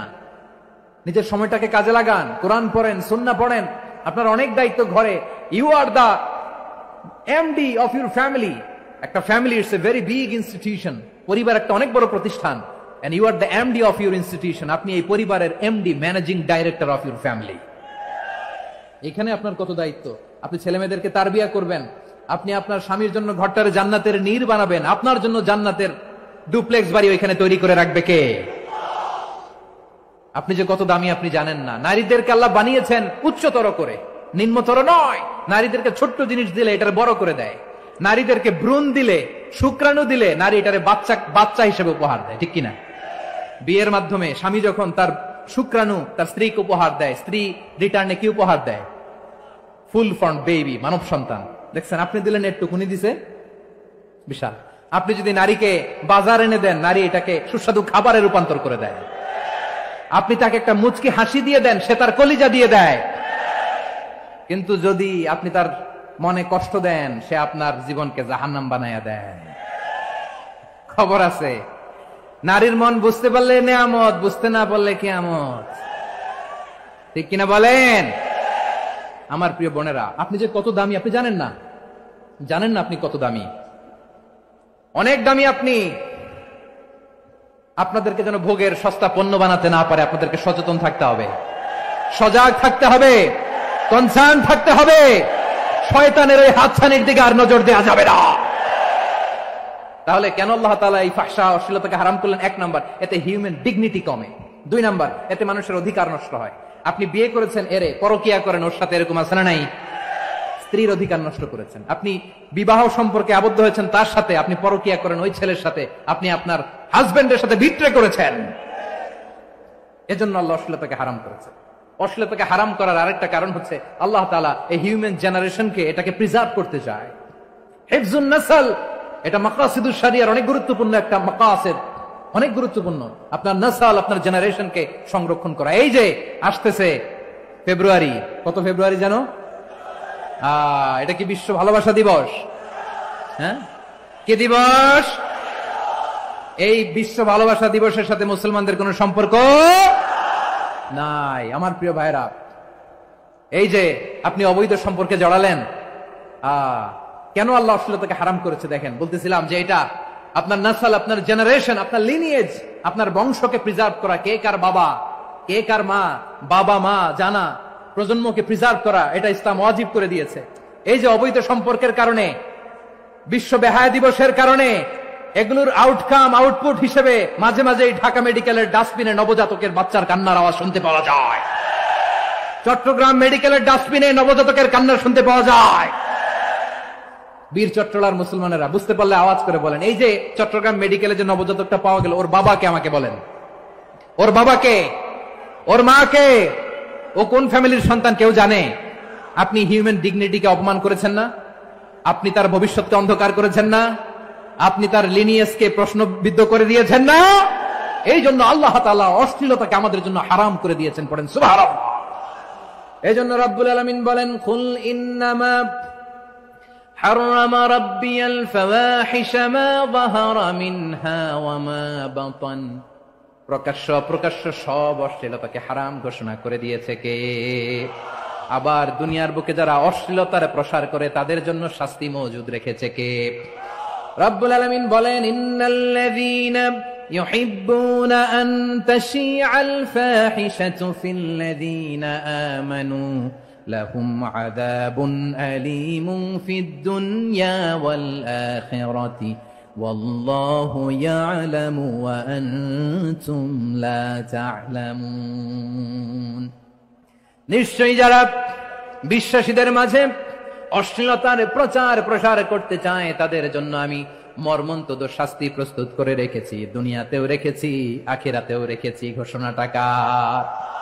যারা এই নাটকের নামে, সিনেমার নামে, রূপালী জগতের নামে, মুভির নামে, ওটিটি প্ল্যাটফর্মের নামে আমার সমাজে অশ্লীলতা ছড়াতে চায় তাদের জন্য কঠিন মর্মন্তুদ শাস্তি মজুদ রেখে দিয়েছে কে? ও আমার বোনেরা, এখনো আপনি জাগবেন না? এখনো আপনার চিন্তার দুয়ারে এখনো নাড়া পড়ে নাই?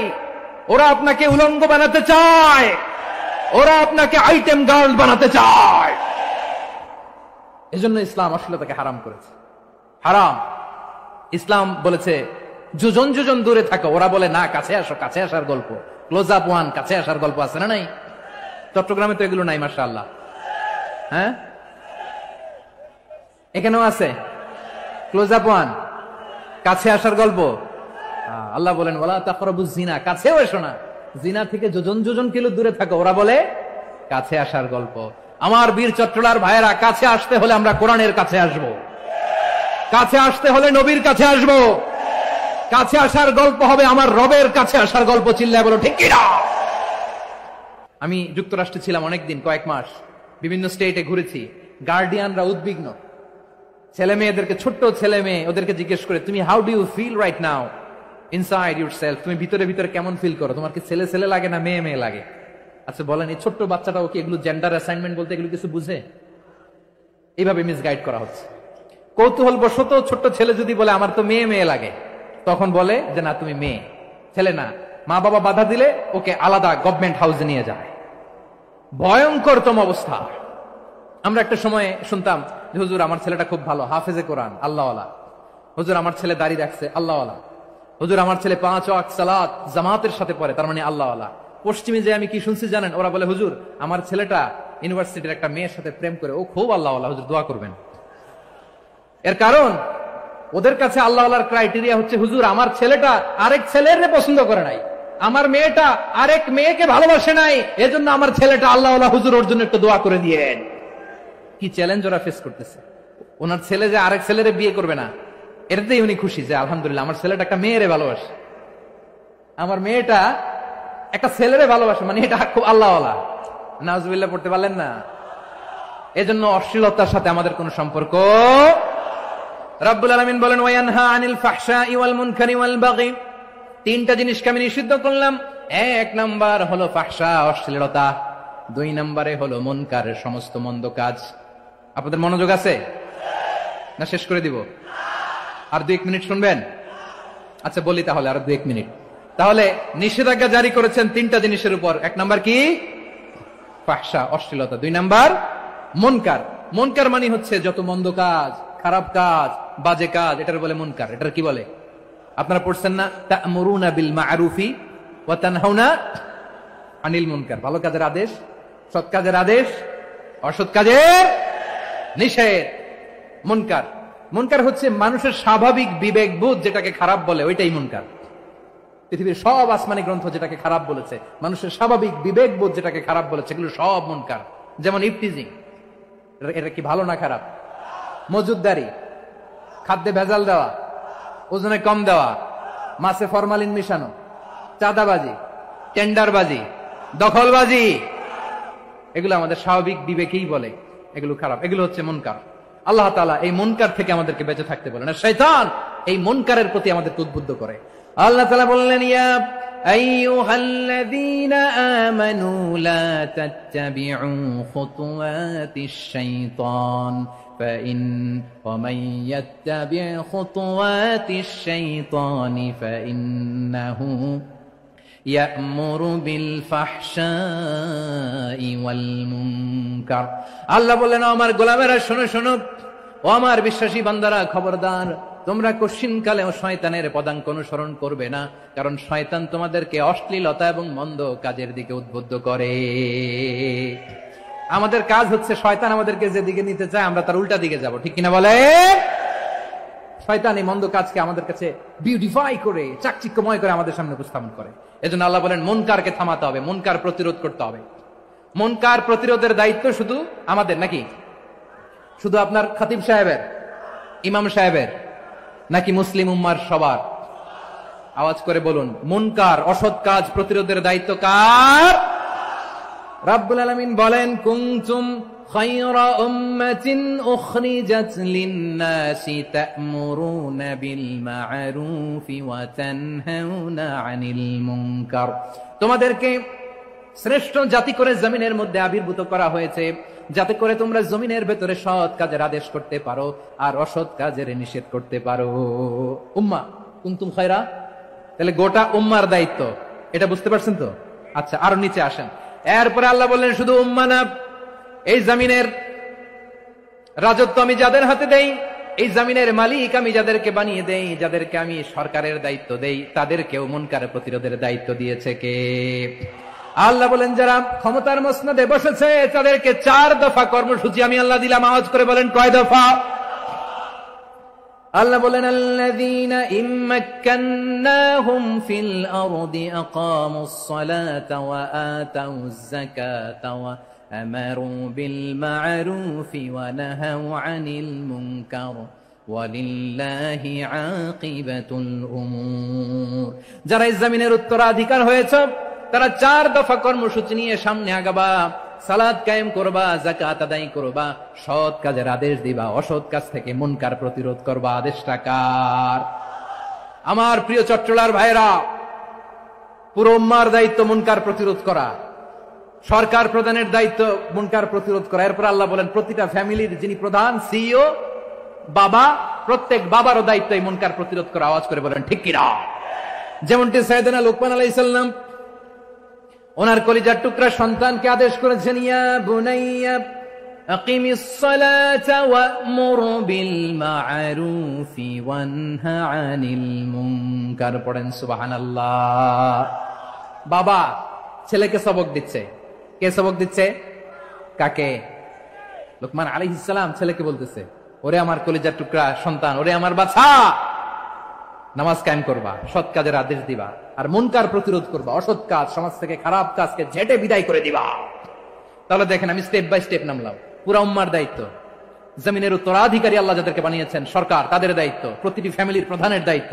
এরপরে বিশ্বনবী বলেন সচেতন প্রতিটি মুসলিমের দায়িত্ব সমাজ থেকে মুনকারকে উৎখাত করা।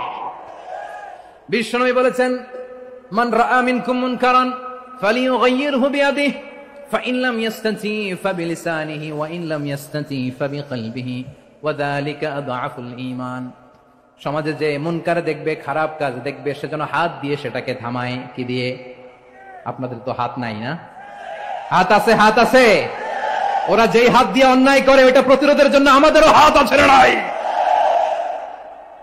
থামাতে হবে, থামাতে হবে।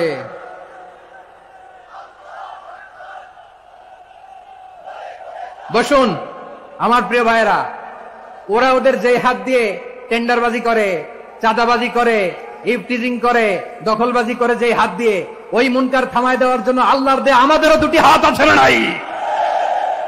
আমাদেরও হাত আছে। থামাইতে হবে, থামাইতে হবে, হিম্মত করতে হবে। আমার প্রিয় ভাইরা, না থামালে আমরাই ডুববো শেষমেশ। আমাদের বাঁচার জন্য হলেও থামাইতে হবে। রব্বুল আলামিন বলেন ওয়াত্তাকু ফিতনাতাল লা তুসিবান্নাল্লাযীনা যালামু মিনকুম খাসসা। ও আমার গোলামেরা, ওই আযাবকে ভয় করো যে আযাব যখন আমি জমিনের বুকে পাঠাই শুধু জালেমদেরকেই মারি না, আলেমদেরকেও মারি। আযাব যখন আসে তখন শুধু জালিমই মরে না, আলেমও মরে। জানেন মুসা আলাইহিস সালামের পায়ে একবার একটা লাল পোকা কামড় দিয়েছে, লাল পিঁপড়া। লাল পিঁপড়া কামড় দিলে খুব আরাম লাগে না? কি লাগে? হ্যাঁ, জলে না? লাল একটা পিঁপড়া কামড় দিছে, তো উনি রেগে মেগে পাশি দেখে লাল পিঁপড়ার বাসা, পা দিয়ে ডলে মুছে সবগুলো পিঁপড়া মেরে ফেলছে।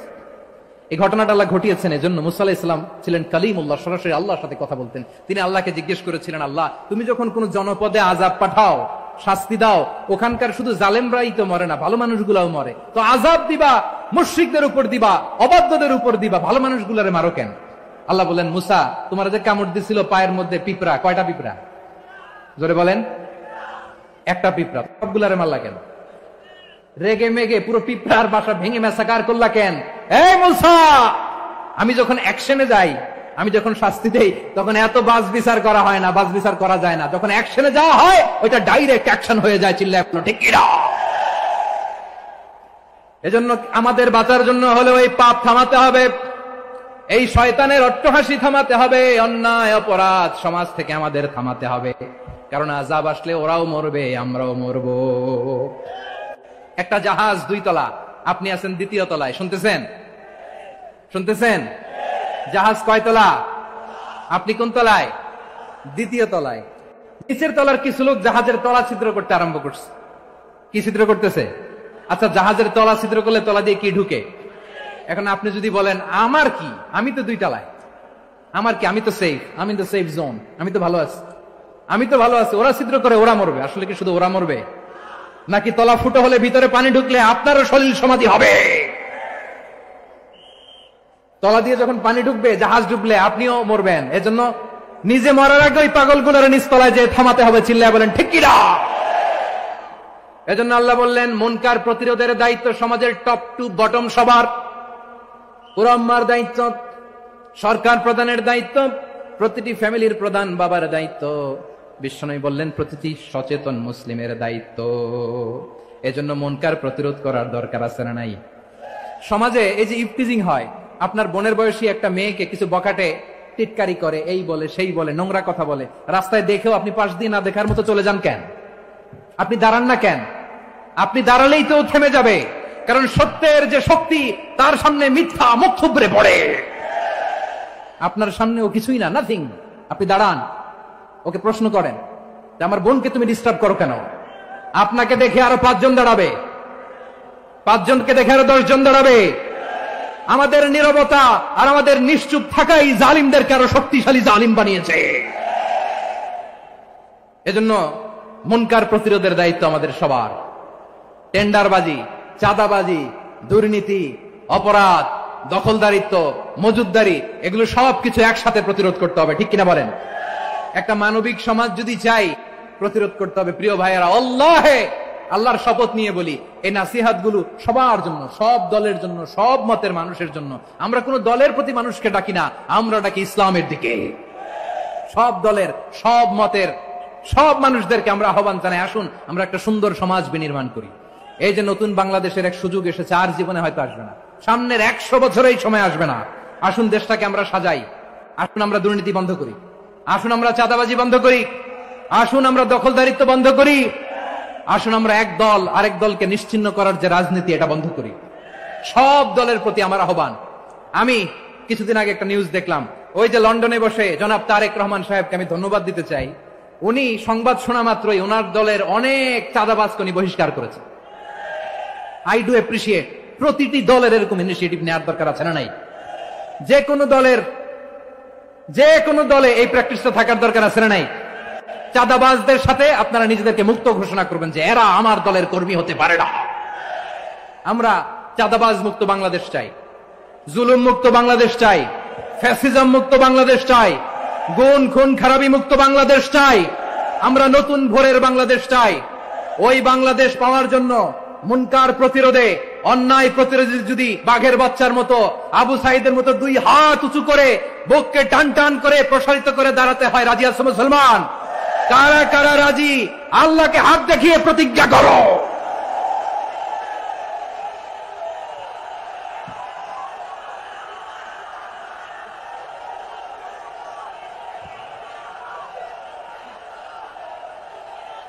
আমার প্রিয় ভাইয়েরা, বসুন বসুন আমার ভাইয়েরা। রাব্বুল আলামিন বলেন, ওয়ায়ানহা আনিল ফাহশাই ওয়াল মুনকারি ওয়াল বাগি ইয়াইযুকুম লাআল্লাকুম তাযাক্কারুন। বসুন।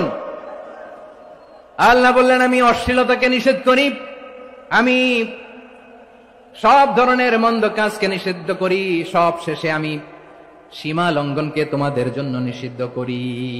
আলোচনা মনে আছে তো, না ভুলে গেছেন? নিষিদ্ধ করেছেন কয়টা জিনিস?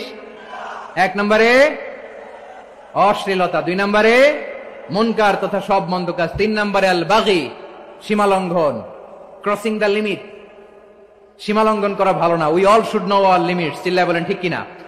একই আয়াতে আল্লাহ বললেন, কুল ইন্নামা حرم ربي الفواحش ما ظهر منها وما بطن والإثم والبغي بغير الحق। অন্যায় ভাবে যে অবাধ্য হয়, যে সীমা লঙ্ঘন করে, তাদেরকেও আমি এটা হারাম করে দিলাম। সীমালঙ্ঘন করা হারাম, সীমালঙ্ঘন করা হারাম। আল্লাহ বারবার বারবার আমাদেরকে ওয়ার্নিং দেয়। যখন আমরা থামি না তখন আল্লাহ ধরে, যখন ধরে তখন ছাড়ে না। ধরে ধরে ধরে না, ধরলে আল্লাহ ফেরাউনকে কিন্তু হুট করে ধরে নাই। আপনারা জানেন 9 বার ওয়ার্নিং দিয়েছে ফেরাউনকে। আল্লাহ তাআলা ওয়ার্নিং দিয়েছিল কয়বার? বীর চট্টলার বীর সেনানীরা আওয়াজ করে বলেন, ফেরাউনকে ধরার আগে ওয়ার্নিং দেওয়া হয়েছিল কয়টা? রব্বুল আলামিন বলেন, ওয়ালাকাদ আতাইনা মূসা 9 আয়াতিন বাইয়িনাত, 9টা মুআজিজা দেখিয়েছি। 1 2 3 বারবার এইভাবে রিমাইন্ডার, ওইভাবে রিমাইন্ডার, এইভাবে নসিহত, ওইভাবে দাওয়া। ফাকুলা লাহু কাওলান লাইয়িনা, নরম করে বলো, সফট করে বলো, যত ওয়ে হতে পারে দাওয়া মেথোডোলজি। মুসা আলাইহিস সালামের সব অ্যাপ্লাই শেষ। 10ম বারে যে আল্লাহ ধরছে, 10ম বারে যে ধরেছে। এজন্য আল্লাহ বলেন, আমি সীমালঙ্ঘনকে পছন্দ করি না। কোরআনের অন্য আয়াতে বাগীকে বলা হয়েছে আল ইতিদা, সীমালঙ্ঘন যারা করে তাদেরকে আল্লাহ বলেছেন মুতাদিন। وقاتلوا في سبيل الله الذين يقاتلونكم ولا تعتدوا إن الله لا يحب المعتدين। আমি সীমালঙ্ঘনকারীদেরকে কোশ্চেনকালেও পছন্দ করি না। আমরা যেন সীমালঙ্ঘন না করি, রাজি আছেন তো? যে কোনো ক্ষেত্রে ইবাদতে যেন সীমালঙ্ঘন না করি। অনেকে আমরা ইবাদতে সীমালঙ্ঘন করে ফেলি। বিশ্বনবী সাল্লাল্লাহু আলাইহি ওয়াসাল্লাম যেটা শিখিয়েছেন এর বাইরে যে অতিরিক্ত বুজুর্গ হতে চায়, এরকম আছে না নাই? করা যাবে না, কোন ক্ষেত্রেই সীমালঙ্ঘন করা যাবে, এমনকি যুদ্ধ ক্ষেত্রেও না। বিষ্ণু ইসলাম বলেন, খবরদার যুদ্ধ ক্ষেত্রেও সীমালঙ্ঘন করো না। কি সুন্দর ইসলাম আমরা পেয়েছি। বিশ্বনবী বলেন, খবরদার যুদ্ধের ময়দানে কোনো নারীর গায়ে হাত তোলো না, কোনো শিশুর গায়ে হাত তোলো না, কোনো গবাদি পশু হত্যা করো না, কোনো শস্য ক্ষেত্র ধ্বংস করো না, ইবাদতরত অন্য ধর্মের কোনো সন্ন্যাসীর গায়ে হাত তোলো না। বলেন সুবহানাল্লাহ। তাহলে আমরা সীমালঙ্ঘন করতে পারবো? প্রিয় ভাইরা, একটা সুখী, সমৃদ্ধ, শান্তির সমাজ, মানবিক সমাজ যদি আমরা গঠন করতে চাই, আমাদের আল্লাহর দেয়া কয়টা আদেশ মানতে হবে বলেন দেখি? সবাই বলেন কয়টা? আর বেঁচে থাকতে হবে কয়টা জিনিস থেকে? আওয়াজ করে বলেন কয়টা? আচ্ছা, আদেশ নাম্বার 1 কি ছিল বলেন? আল্লাহর আদেশ কি? 1 নাম্বার আদাল, ন্যায়পরায়ণতা। আমরা সুবিচার, সুশাসন, ন্যায় বিচার চাই কি চাই না? 2 নম্বরে কি ছিল? মাশাআল্লাহ, আওয়াজ করে বলেন 2 নম্বরে কি ছিল? ইহসান। আমরা যেন সবার প্রতি দয়া পরবশ হই, ইহসান করি। 3 নম্বরে কি ছিল? নিকটাত্মীয়দের দান করা, তাদের অধিকার প্রাপ্য বুঝিয়ে দেওয়া। পাশাপাশি 3টা জিনিস থেকে আল্লাহ বারণ করেছেন, নিষেধ করেছেন। তার প্রথমটা ফাহশা, অশ্লীলতা। অশ্লীলতার সাথে আমাদের কোনো সম্পর্ক। আজকের এই ঐতিহাসিক চট্টগ্রামের প্যারেড ময়দান থেকে আমরা যত ধরনের মা বাহারা মিনহা মা বাতান, প্রকাশ্য অপ্রকাশ্য, দৃশ্যমান অদৃশ্যমান, সব অশ্লীলতা থেকে নিজেদেরকে মুক্ত ঘোষণা করলাম। অশ্লীলতাকে আমরা না বলে দিলাম। আওয়াজ করে সবাই বলুন নো। অশ্লীলতার সাথে আমাদের কোনো সম্পর্ক। 2 নম্বর নিষেধাজ্ঞা কি ছিল? আল মুনকার, সমাজের যত মন্দ কাজ এগুলোকে আমরা প্রতিরোধ করবো। রাজি আছেন তো সবাই? 3 নম্বরে আল বাগী, সীমালঙ্ঘন। কোন মুসলিম সীমালঙ্ঘন করে না, এমনকি যুদ্ধ ক্ষেত্রেও না। আওয়াজ করে বলেন ঠিক কি না? রাব্বুল আলামিন শেষে বললেন, ইয়াইদুকুম লাআল্লাকুম তাযাক্কারুন, আল্লাহ তোমাদেরকে উপদেশ দেন যাতে তোমরা শিক্ষা গ্রহণ করো। আমরা উপদেশ দিব, আমরা জোর করে কাউরে কিছু মানাতে চাই না। লা ইকরাহা ফিদ্দিন ওয়া যাক্কির ফাইন্না যিকরা তানফাউল মুমিনিন। উপদেশ দিলে এটা মুমিনদের কাজে দেয়। লাস্তা আলাইহিম বিমুসাইতির ইন্নামা আনতা মুযাক্কির। নবী হে, আপনি রিমাইন্ডার দাতা, আপনি উপদেশ দিবেন। আমরাও বিশ্বনবীর এই হাদিসগুলো থেকে, কোরআনের আয়াত থেকে রিমাইন্ডার, এই কথামালা, বাণী বাহক হিসেবে এই বাণীগুলো আপনাদের সাথে কাছে পৌঁছে দিলাম। আমরা আল্লাহ তাআলার কাছে প্রার্থনা করি, আল্লাহ আমরা যেন আদল দিয়ে আমাদের সমাজকে গঠন করতে পারি। আল্লাহ আমরা যেন ইহসান করতে পারি, আমরা যেন নিকটাত্মীয়দের দান করতে পারি। আল্লাহ যত ধরনের অশ্লীলতা, অনাচার, মন্দ কাজ, সীমালঙ্ঘন, অবাধ্যতা থেকে যেন আমরা বেঁচে থাকতে পারি। আল্লাহ তাআলা আমাদের সবাইকে কথাগুলো বুঝার ও আমল করার তৌফিক দান করুক। হাযা মা ইনদি ওয়াল ইলমু ইনদাল্লাহ আলাইহি তাওয়াক্কালতু ওয়া ইলাইহি উনীব। প্রিয় ভাইরা, আমি আপনাদের সবার জন্য দোয়া করি, আপনারাও আমার জন্য দোয়া রাখবেন। আমাদের পাশেই আছেন আমাদের সকলের শ্রদ্ধাভাজন, আমাদের মুরব্বী আওলাদে রাসূল আনোয়ার হোসেন তাহের জাবির আল মাদানী হাফিজাহুল্লাহ ওয়া রাআ। সবাই বসুন। উঠবেন না? কে উঠবেন না? উঠলেন কেন? উঠলেন কেন? প্যারেড ময়দানের প্রোগ্রাম তো এরকম হইতে পারবে না। বসুন। এটা আল্লামা সাঈদীর স্মৃতি বিজড়িত মাহফিল। বসুন, বসুন। এই মাহফিলের আদব আছে। বসুন, বসুন।